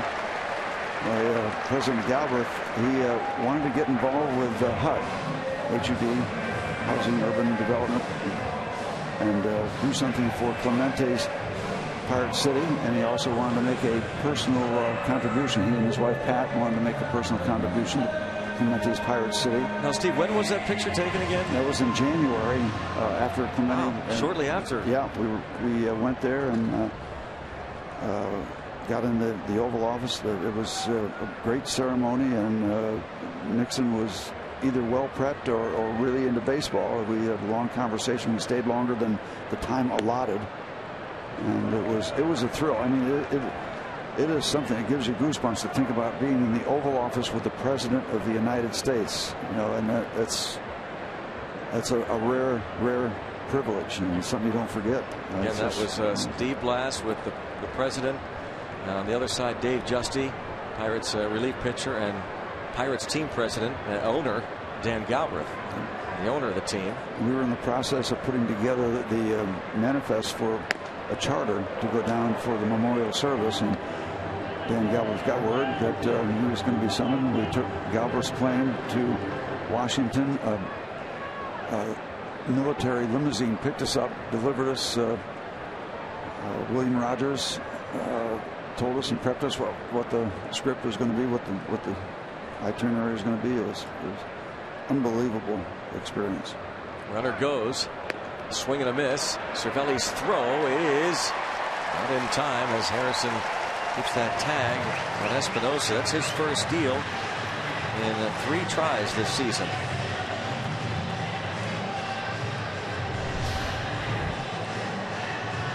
Very good break. It'd be hard for Seattle to do anything against that kind of early departure. And now, once again, AJ is going to be required to come up with a big out to keep this thing from getting out of hand. 13 steals this season against Burnett. 8 runners caught stealing. It was a vast improvement. Yeah.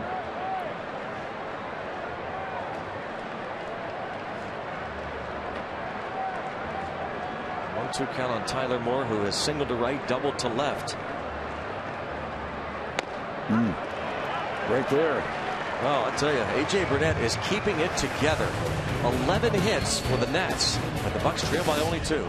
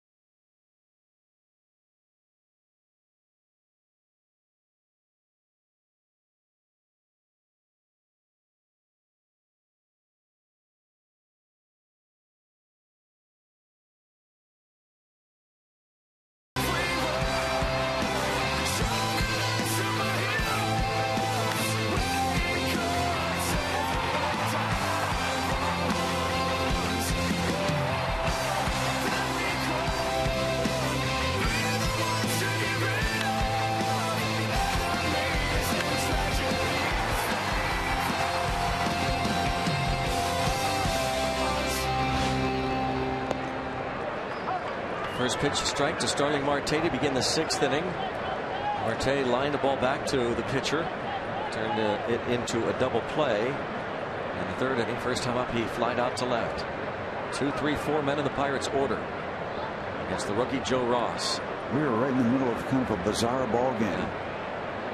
Seems like the Nationals are just beating us up, but it's a 3-1 game. They've left men all over the base paths.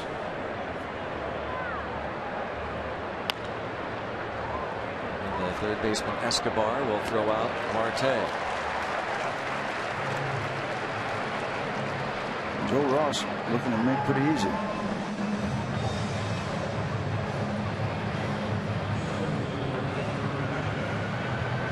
His first start was against the Chicago Cubs. He lost that game on the 6th of this month. Went 5 innings, gave up 3 runs on 6 hits.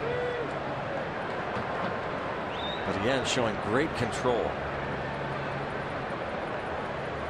He's now up to 18 innings with 1 walk. And a fly ball to left. Taylor. McCutchen is retired on the first pitch he sees here in the 6th.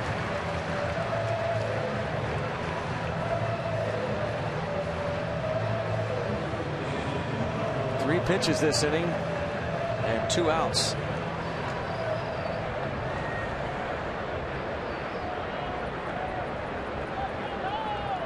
The bullpen has not been as strong this season for the Nationals. I really feel like they missed their setup man, Tyler Clippard. Drew Storen is the closer.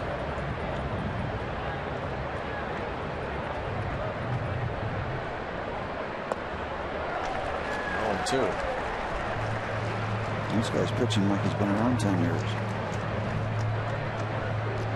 That's where it starts for everybody, but it really starts for a young pitcher trying to get his feet on the ground to throw strikes, and he was very good with that. Strikes and sliders, very impressive.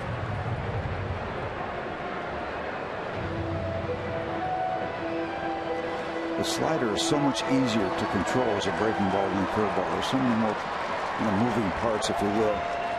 Steve McCanny, the pitching coach. Strike 3 called. 10 punch outs for Joe Ross on a 7-pitch 6th inning.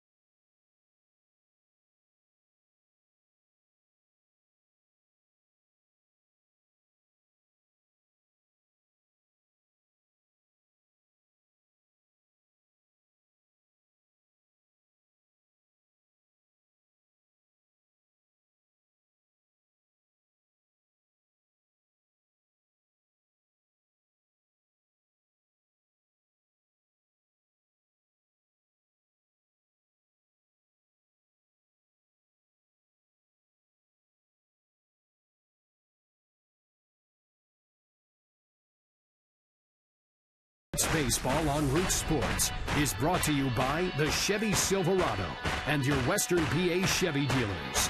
And by Day Automotive. We're going to make your day. Let's go Bucks! Here in Washington, the Nationals have a 3-1 lead on the Pirates. The Nats have won 4 straight games against the Bucks. Going back to last season.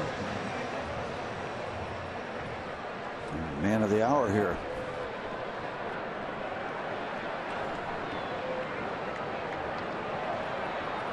Michael A. Taylor leads things off. He has singled and bounced to short.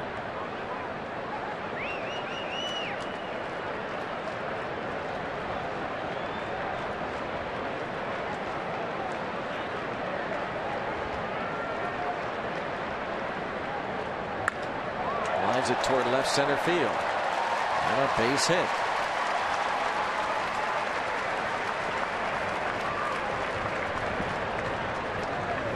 Even dozen for the Nationals. Second hit for Michael Taylor.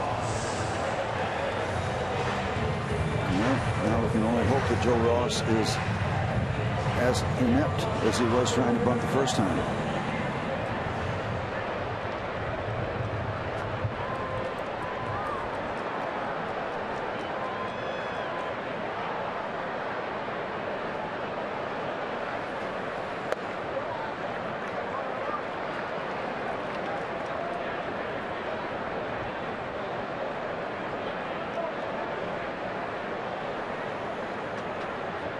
Williams looking on.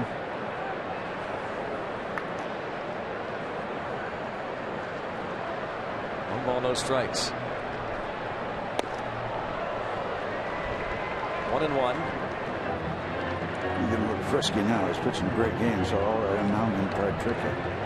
Picked up his first big league hit thanks to defensive miscue, but it won as a hit.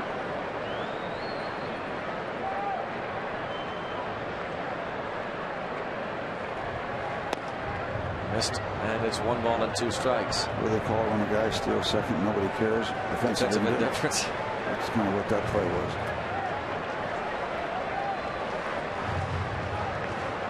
Matty, great playing career.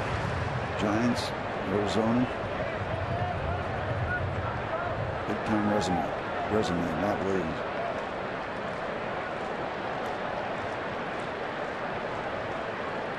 Thinking they might try to have Michael Taylor on the move. He has 6 steals and 8 attempts.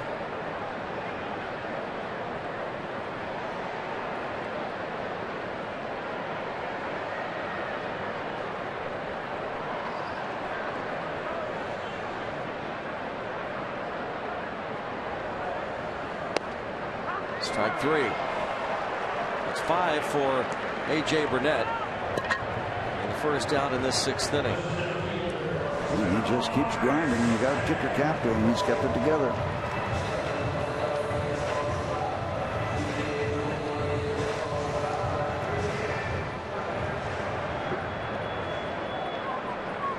His toughest start, and this is 14th of the year. Strikes out his mound opponent.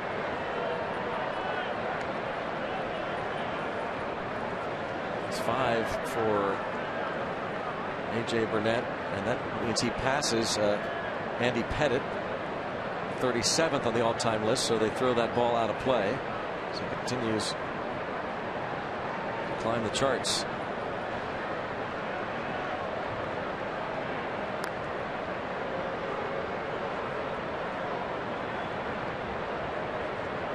Next on the list for A.J. Burnett is Sam McDowell. Ray Searage want the ball. Oh, yeah. Milestone. Yep. Uncle Ray's going to take care of all his nephews whenever they do something special. There goes Taylor. Pitch is taken for a ball and no chance. Taylor had a great jump there. That's his 7th steal.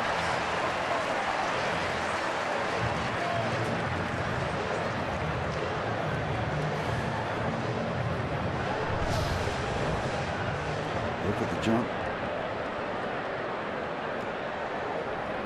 Not a massive jump, but a better than average jump. Several steps before Burnett delivered the pitch.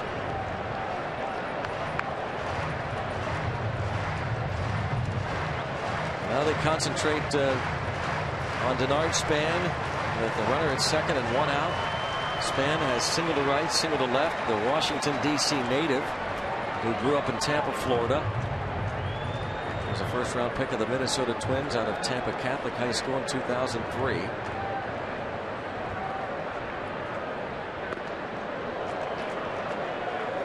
Two and 0 as that one got away.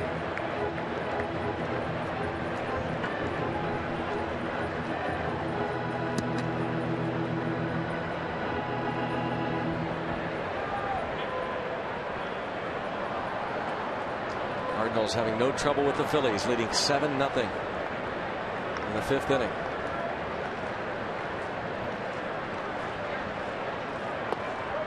Three and 0.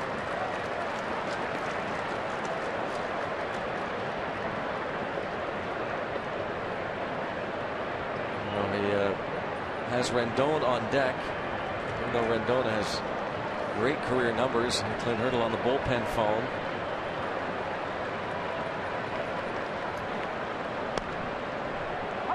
Three and 1. Could this be advance roll call? No. Jared Hughes.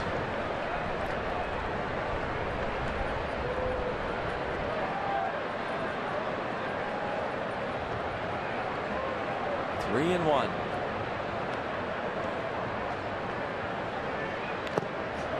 And a full count.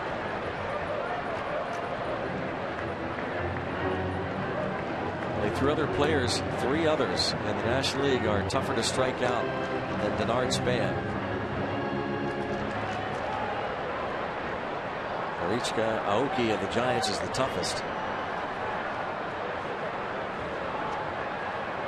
Nobody in the league has a higher batting average against right-handed pitchers. Span came in hitting .357 against righties. Fights that one off. Going to be a tough play, but Josh Harrison gets the job done. Let's go back to the studio for another game break.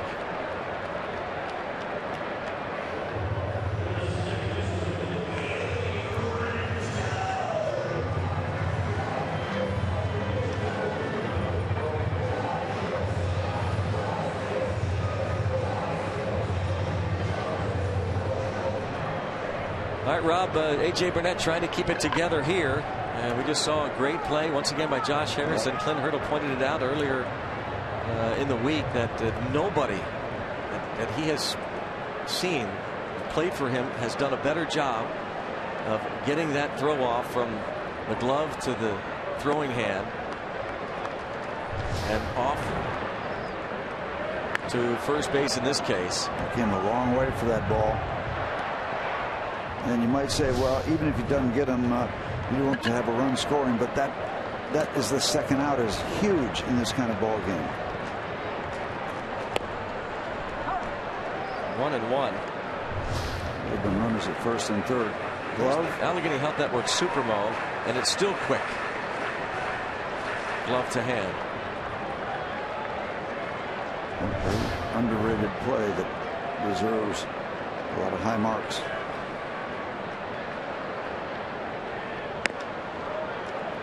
Appeal.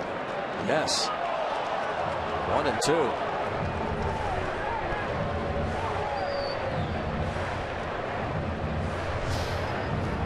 What do you think? It's one of those 50-50 deals that we got that one. Maybe another situation where here you've got the veteran Burnett on the mound. Rendon, relatively a young player, certainly not a lot of years in the big leagues. Former first-round pick out of Rice University just 4 years ago. Do it again, AJ.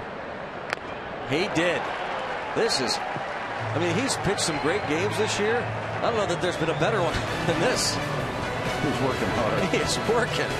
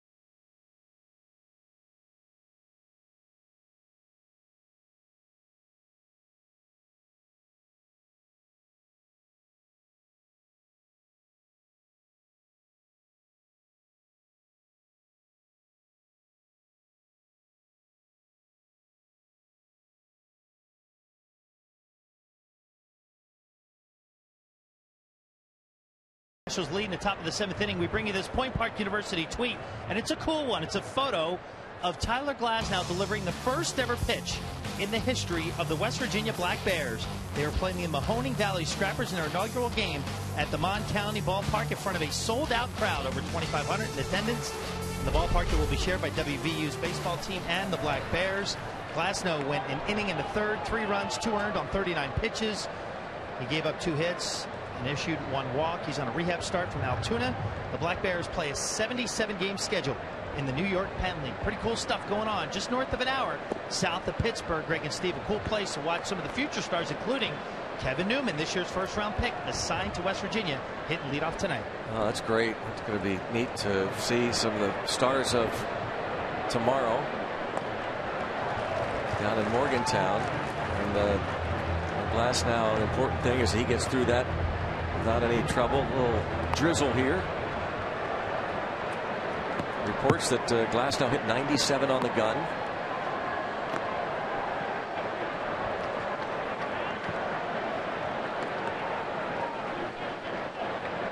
2-2 count. Alvarez has struck out twice. 10 punch-outs for Joe Ross in his third major league start. No problems with the pitch count as of this time. Threw 108 last time out against Milwaukee. Not afraid to run them out there.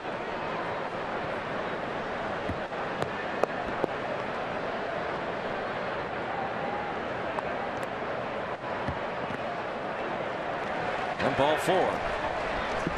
Well, a rare walk. His second major league walk issue. And on an inside Pirates baseball, new one coming up. Hear what makes the team confident in comeback wins. Find out what motivated top pick Kevin Newman in college and which current prospects have helped ease him into the professional ranks of baseball. Much more inside Pirates baseball, presented by Allegheny Health Network tomorrow after postgame on Root Sports. We'll see if this walk leads to something, and the fans are going to head for cover as it starts to pick up in intensity.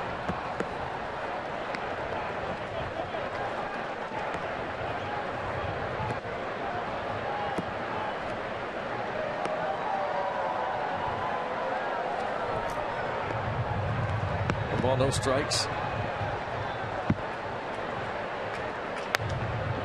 And it's 1-1 now.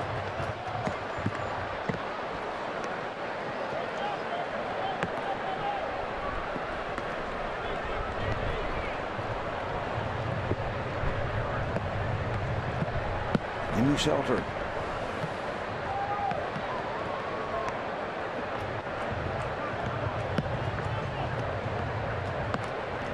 Shout out to Ann Sacco, watching in Indiana, PA.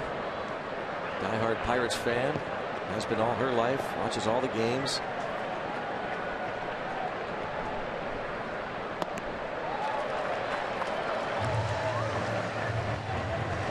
One and 2. And you can now see it is really picking up.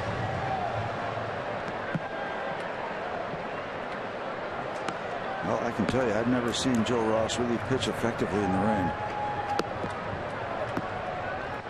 See a lefty-righty combo, and he's able to get Cervelli. 11 Ks. No, I have seen him pitch effectively in the rain. 11 strikeouts.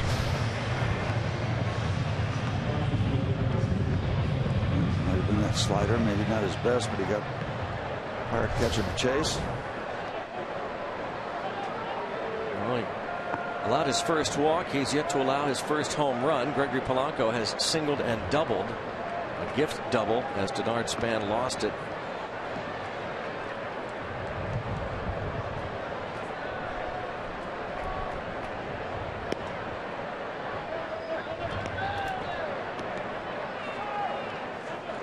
You saw the righty-lefty combo in the bullpen for Washington. Matt Carpenter, the right-hander.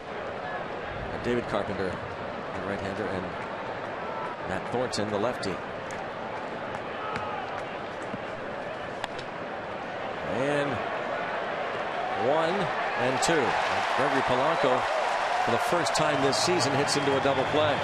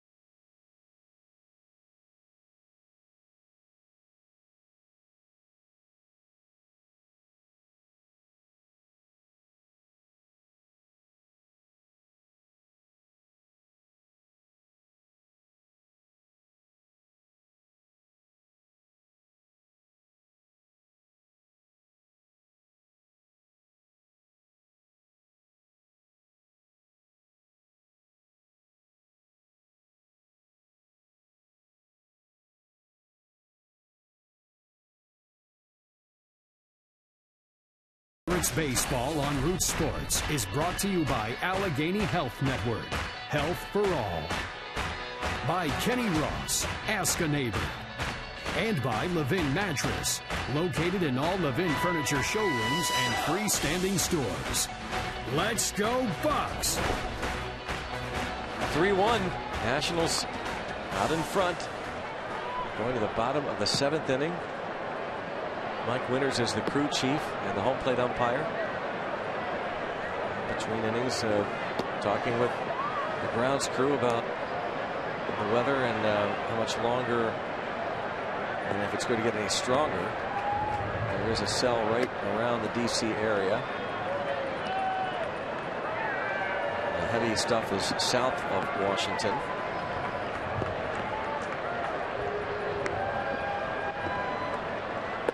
I'm pretty certain this is going to pass pretty quickly. We'd love to see AJ have one more zero on his side of the ledger, just so get through the 7th, and then maybe the Pirates could just get something going and get him off the hook or make something really special happen. Polanco going over, and he will make the catch. He went a long way. He retires Yunel Escobar. To lead off the bottom of the 7th inning. Just a reminder, as you enjoy a cold one, to look forward to Miller Time later in tonight's game. Brought to you by Miller Lite.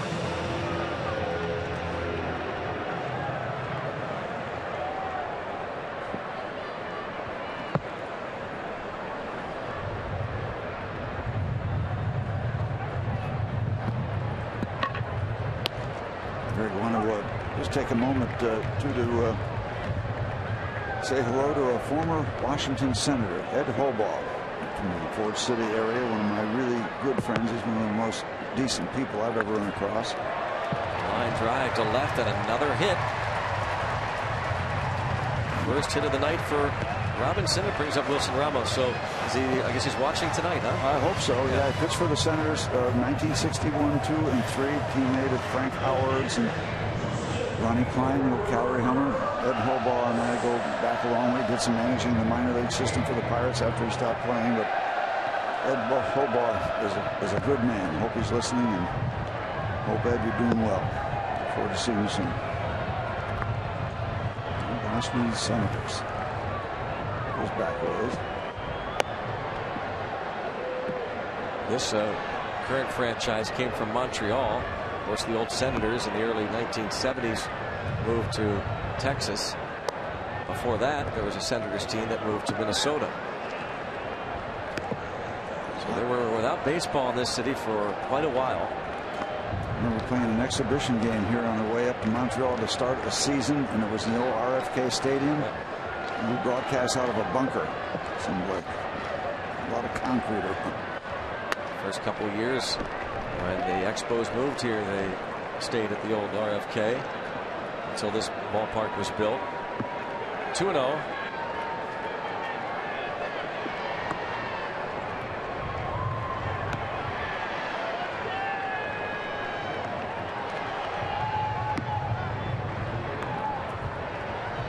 Ramos 2 for 3, 2 RBIs.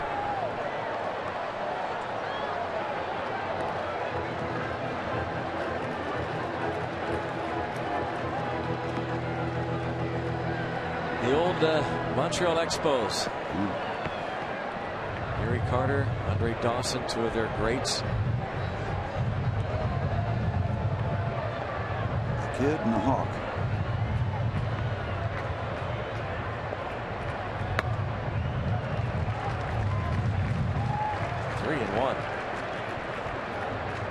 And AJ homing in on 100 pitches.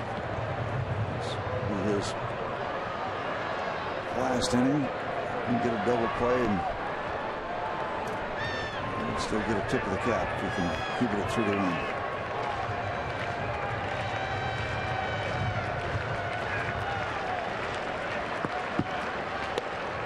It's a strike.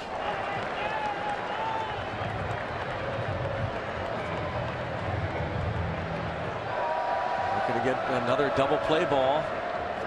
Get out of it. He has allowed 13 hits.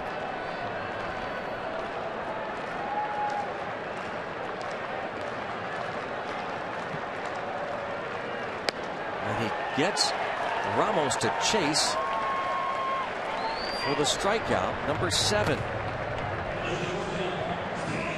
Check out the Nissan Road ahead for the Pirates. This road trip will continue tomorrow afternoon. Coverage begins at 3:30. It will be Francisco Liriano against Max Scherzer. And then Sunday afternoon, Charlie Morton against lefty Gio Gonzalez.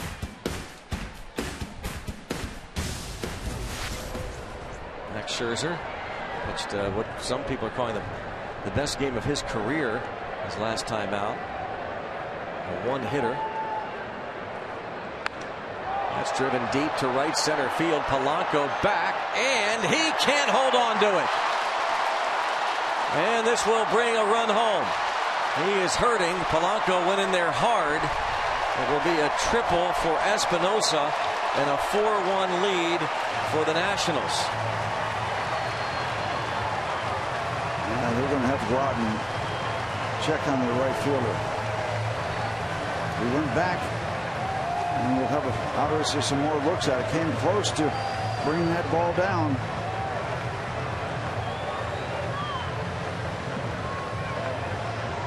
Ben Potenziano, assistant athletic trainer.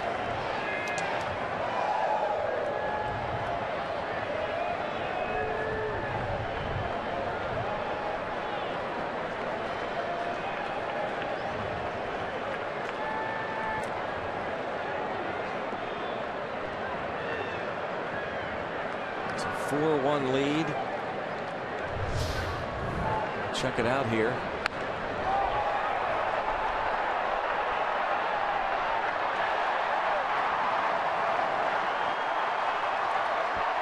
Finds a way to get the ball back in. Allegheny Health Network Supermo. I don't think he got much, if any, of the glove on it. You know, the impact. And the Nationals finally add on. It has been a 3-1 score since the 3rd inning.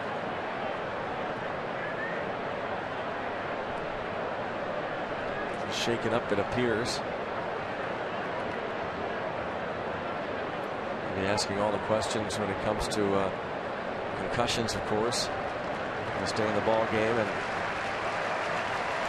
Ben Hurdle and Ben Potenziano will take the long walk back.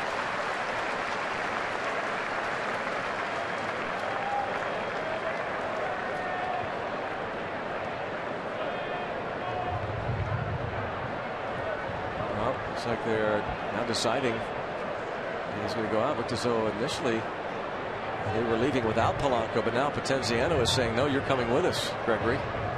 Polanco wanted to stay in the ball game.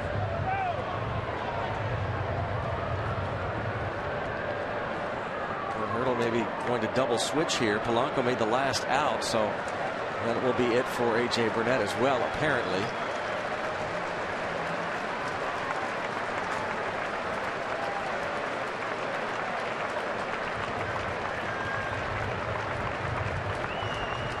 Is going to be it. Double switch, and A.J. Burnett will hand Clint Hurdle the baseball, battling through this one. Hurdle telling A.J. Burnett what a job he did tonight. 14 hits. To this point, 4 runs, and Jared Hughes will be coming on to try and get the last out in this double switch.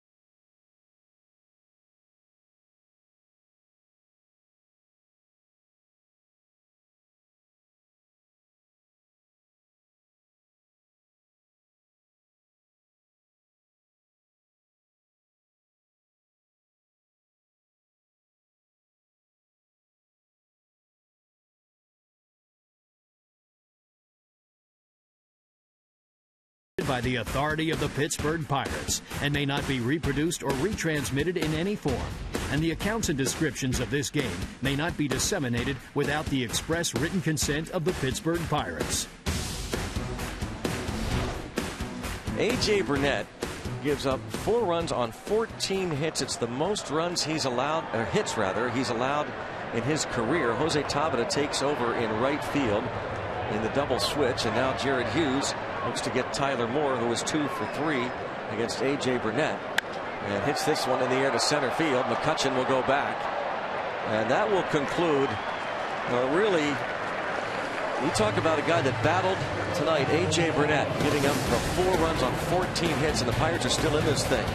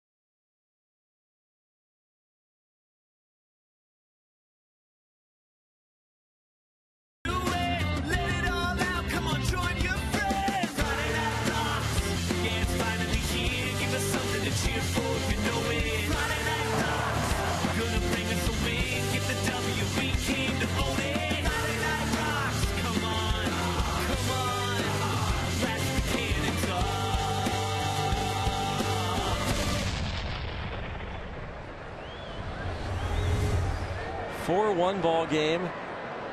APMC scoreboard shows you that the Nationals have out-hit the Pirates 14-5. Joe Ross here in the 8th inning faces Jordy Mercer, and then Jose Tabata to follow.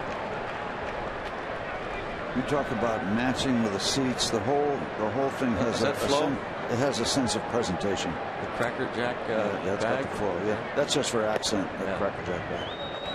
Is that stylish and yet understated? Yeah. Proper accessories, everything going on. It's pretty slick. Dapper. Dan. Hit hard foul.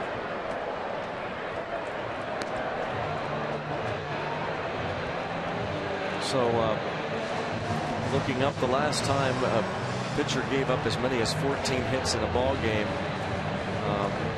We think it's the most since Heine Miney back in 1930. Heine Miney? You know, the former Pirate pitcher Heine Miney. 1 out. I have heard that name. Come on, we talked about him yesterday. Yeah, right. He was signed by the Pirates at the age of 33 in 1929. Tonsillitis. How about that story? His playing time was limited in 1930 to a throat condition, and after the season had his tonsils removed. Not only Heine Miney, but Pie trainer Paul Wainer and Lloyd Wainer. Hall of Famers. And then 1931, Heine Miney had his best season of his career. He went 19-13 for the 31 Buccos. Now, how about the other guys that had their tonsils out? They have good years? Pretty good careers. Yeah. Would you say? Yeah, they did all right. They probably could have done all right with their tonsils intact. Yeah.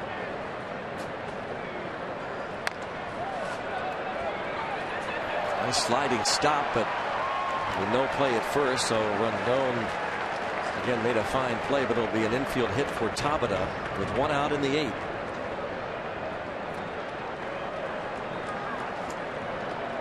And once again, this hasn't been finalized, and I think Matt Williams is going to come out and get his young right-hander who's done a terrific job, and you will hear a lot of noise in this ballpark. David Carpenter will be coming on, and yeah, they'll all stand for Joe Ross.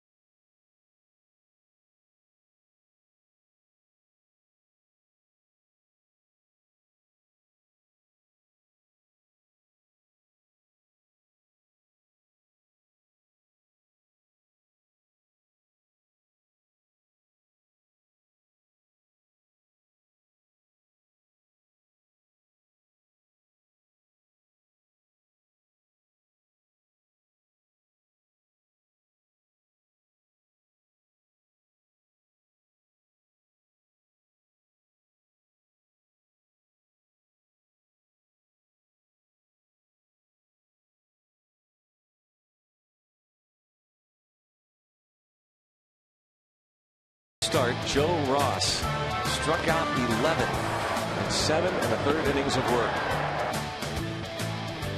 At this point, having allowed 1 run. Steve, he was pretty good, wasn't he? He was excellent. Not only with the stuff and the control, but the presence out there for a young man. Going up from Double-A, you mentioned he skipped Triple-A altogether. And very, very impressive. I love this outing that they got from this young man. From the Padres, and now David Carpenter over from the Yankees a little over a week ago. He's appeared in 3 games since then. Fairmont, West Virginia native David Carpenter, former catcher turned pitcher. Joe Ross will now watch, see if his bullpen can save it for him.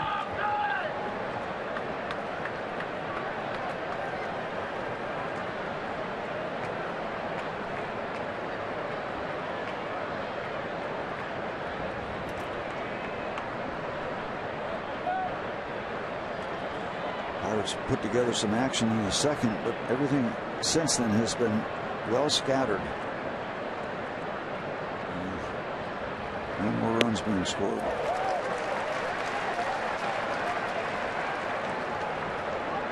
And 5 miles an hour from Mr. Carpenter. Pretty good speed from the former catcher. He has averaged a little over 9 strikeouts per 9 innings. Towards center and Span.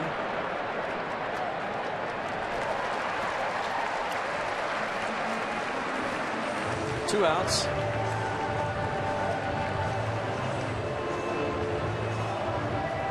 Tampa on at first with the infield hit. Starling Marte come to the plate against David Carpenter, who went to the big leagues with the Houston Astros, drafted by the Cardinals, spent time in the big leagues with the Blue Jays, Red Sox, Braves.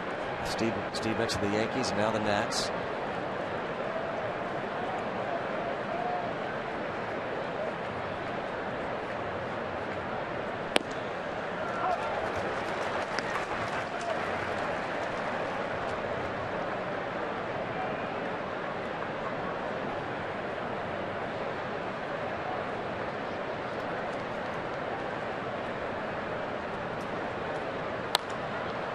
And this should do it.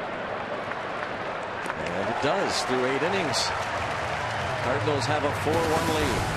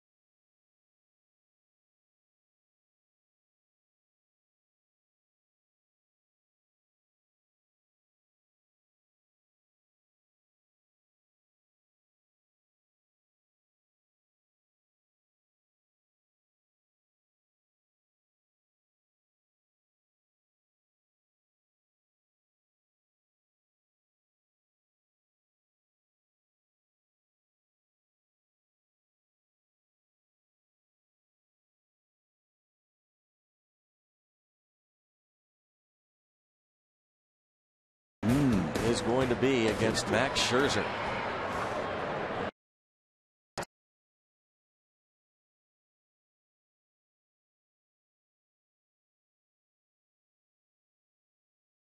And that's a tough play with the speedy Michael Taylor.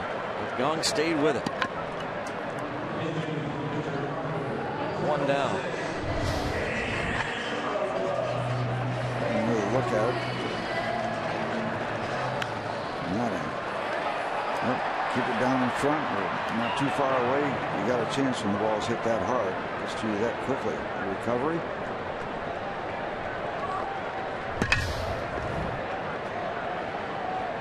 And Dan Uggla will pinch hit for Carpenter. Uggla hitting .222 with a homer and 12 runs batted in. Final line for Joe Ross, 7 1/3. A run, 6 hits, 1 walk, 11 strikeouts. Very impressive. And for A.J. Burnett, 4 runs in 6 2/3 innings, so his earned run average up to .205. And all this in front of a full house next. 38,935 here at Nationals Park.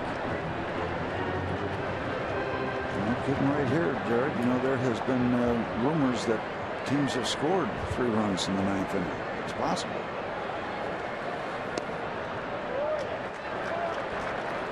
.3-0 on Uggla.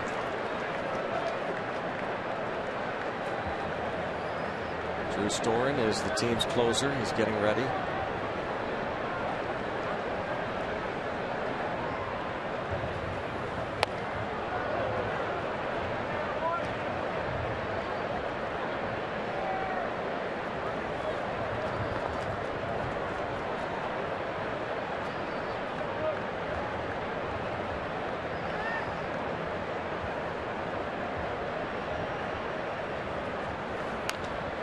Full count.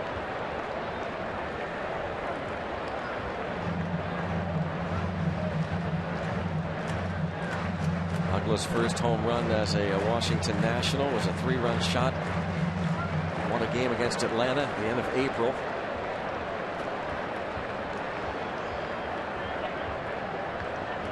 Neil Walker is in the dugout. Under the weather. stomach virus. Hopefully we'll see him back in there tomorrow. And we don't know about Bryce Harper yet. We were talking about him, talking about Worth. We didn't mention Ryan Zimmerman. He's out with foot problems. Is it plantar fasciitis? It sounds painful. And has kept Andrew Lambeau on the shelf most of this year. Still 3-2.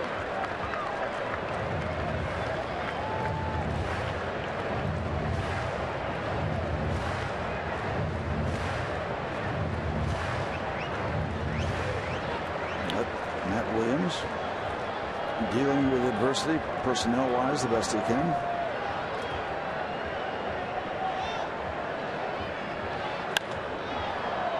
And to left field, Marte will come in. That's the second out.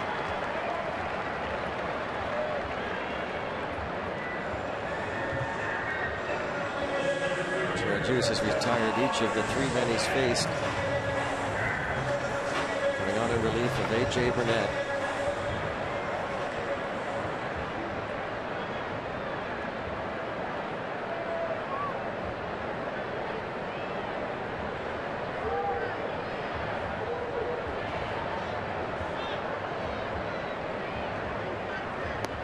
As crazy as it sounds, if Burnett had gotten couple of defensive plays behind him, and that would have been just a tremendous catch, obviously, by Polanco. So that's a stretch. But if Polanco makes that catch, and even if Pedro Alvarez stays on the bat or comes off the bag if he has to, and that ball doesn't go past him for an error on Gong back in the 3rd inning, you could create a scenario where that run doesn't score. Yeah. So even though Burnett allowed 14 hits, still kept it to 4 runs. Polanco seems to be okay. He's in the dugout, but just a precautionary move to get him out of there.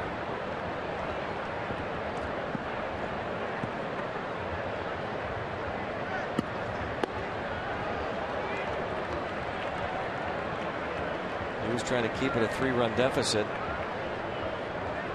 Take their chances against the closer, Drew Storen. Span had 2 hits against Burnett.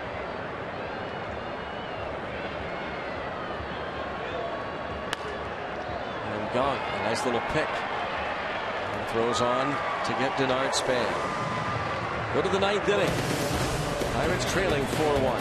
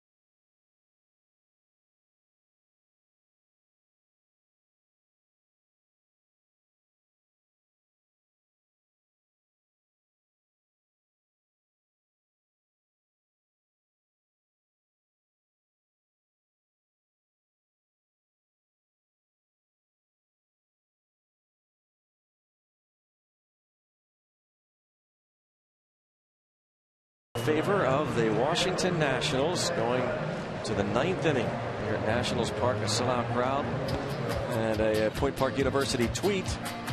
That was our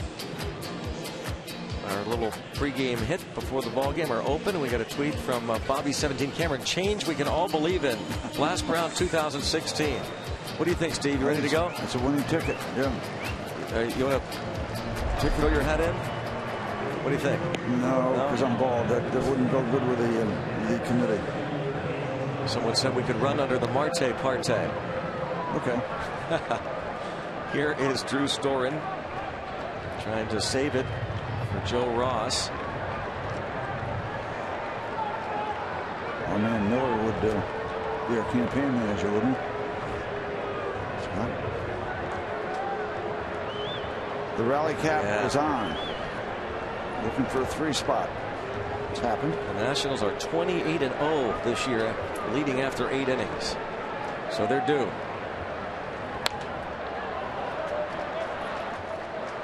4 years ago, Storen saved 43 for him.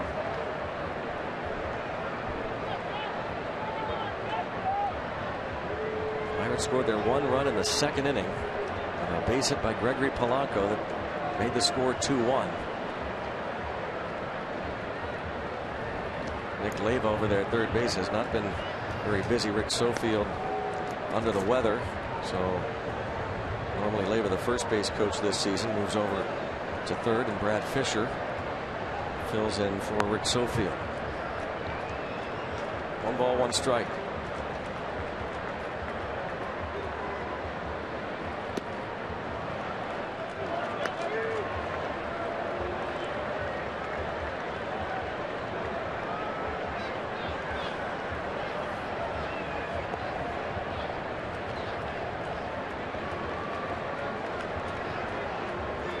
Storen has walked only 4 batters.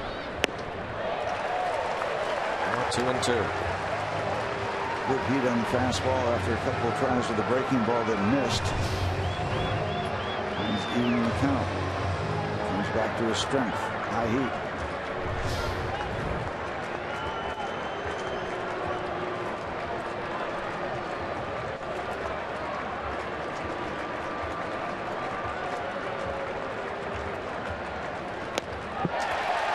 Touching down on strikes for the 3rd time tonight. Storen gets the first out in the top of the 9th. 96-mile-an-hour fastball might have been off the plate, out of the strike zone. And was.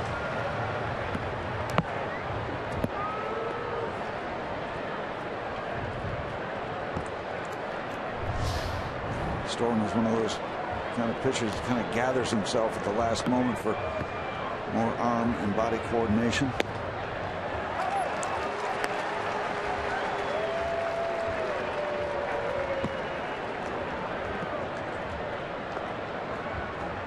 Still holding on to hope.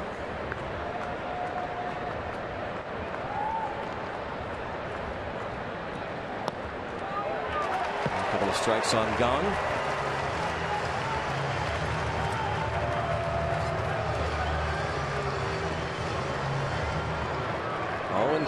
Time's a wasting, getting late.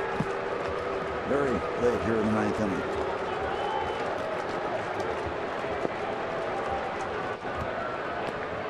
Pirates a 8-game winning streak on the line. The Cardinals are having no trouble with the Phillies. So the Pirates, who've made up a couple of games on the Cardinals in the Central last couple nights, look like they're going to drop to 5 out.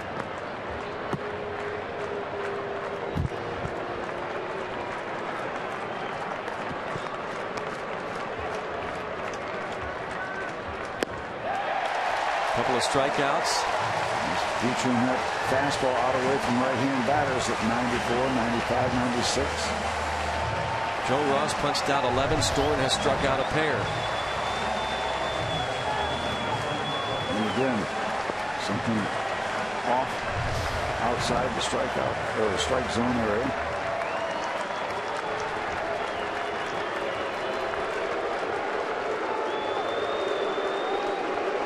Drew chance. Storen trying to earn his 20th. This is Pedro Alvarez.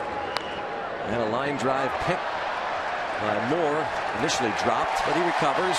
And that'll do it. The 8-game winning streak comes to an end. Drew Storen earns his 20th save. And Joe Ross allowed just 1 run on 6 hits. Struck out 11 to move his record up to 2-1 in 3 major league starts. And I think the bottom line, Greg, is that the Pirates didn't lose it. Washington Nationals won it behind their young right-hander.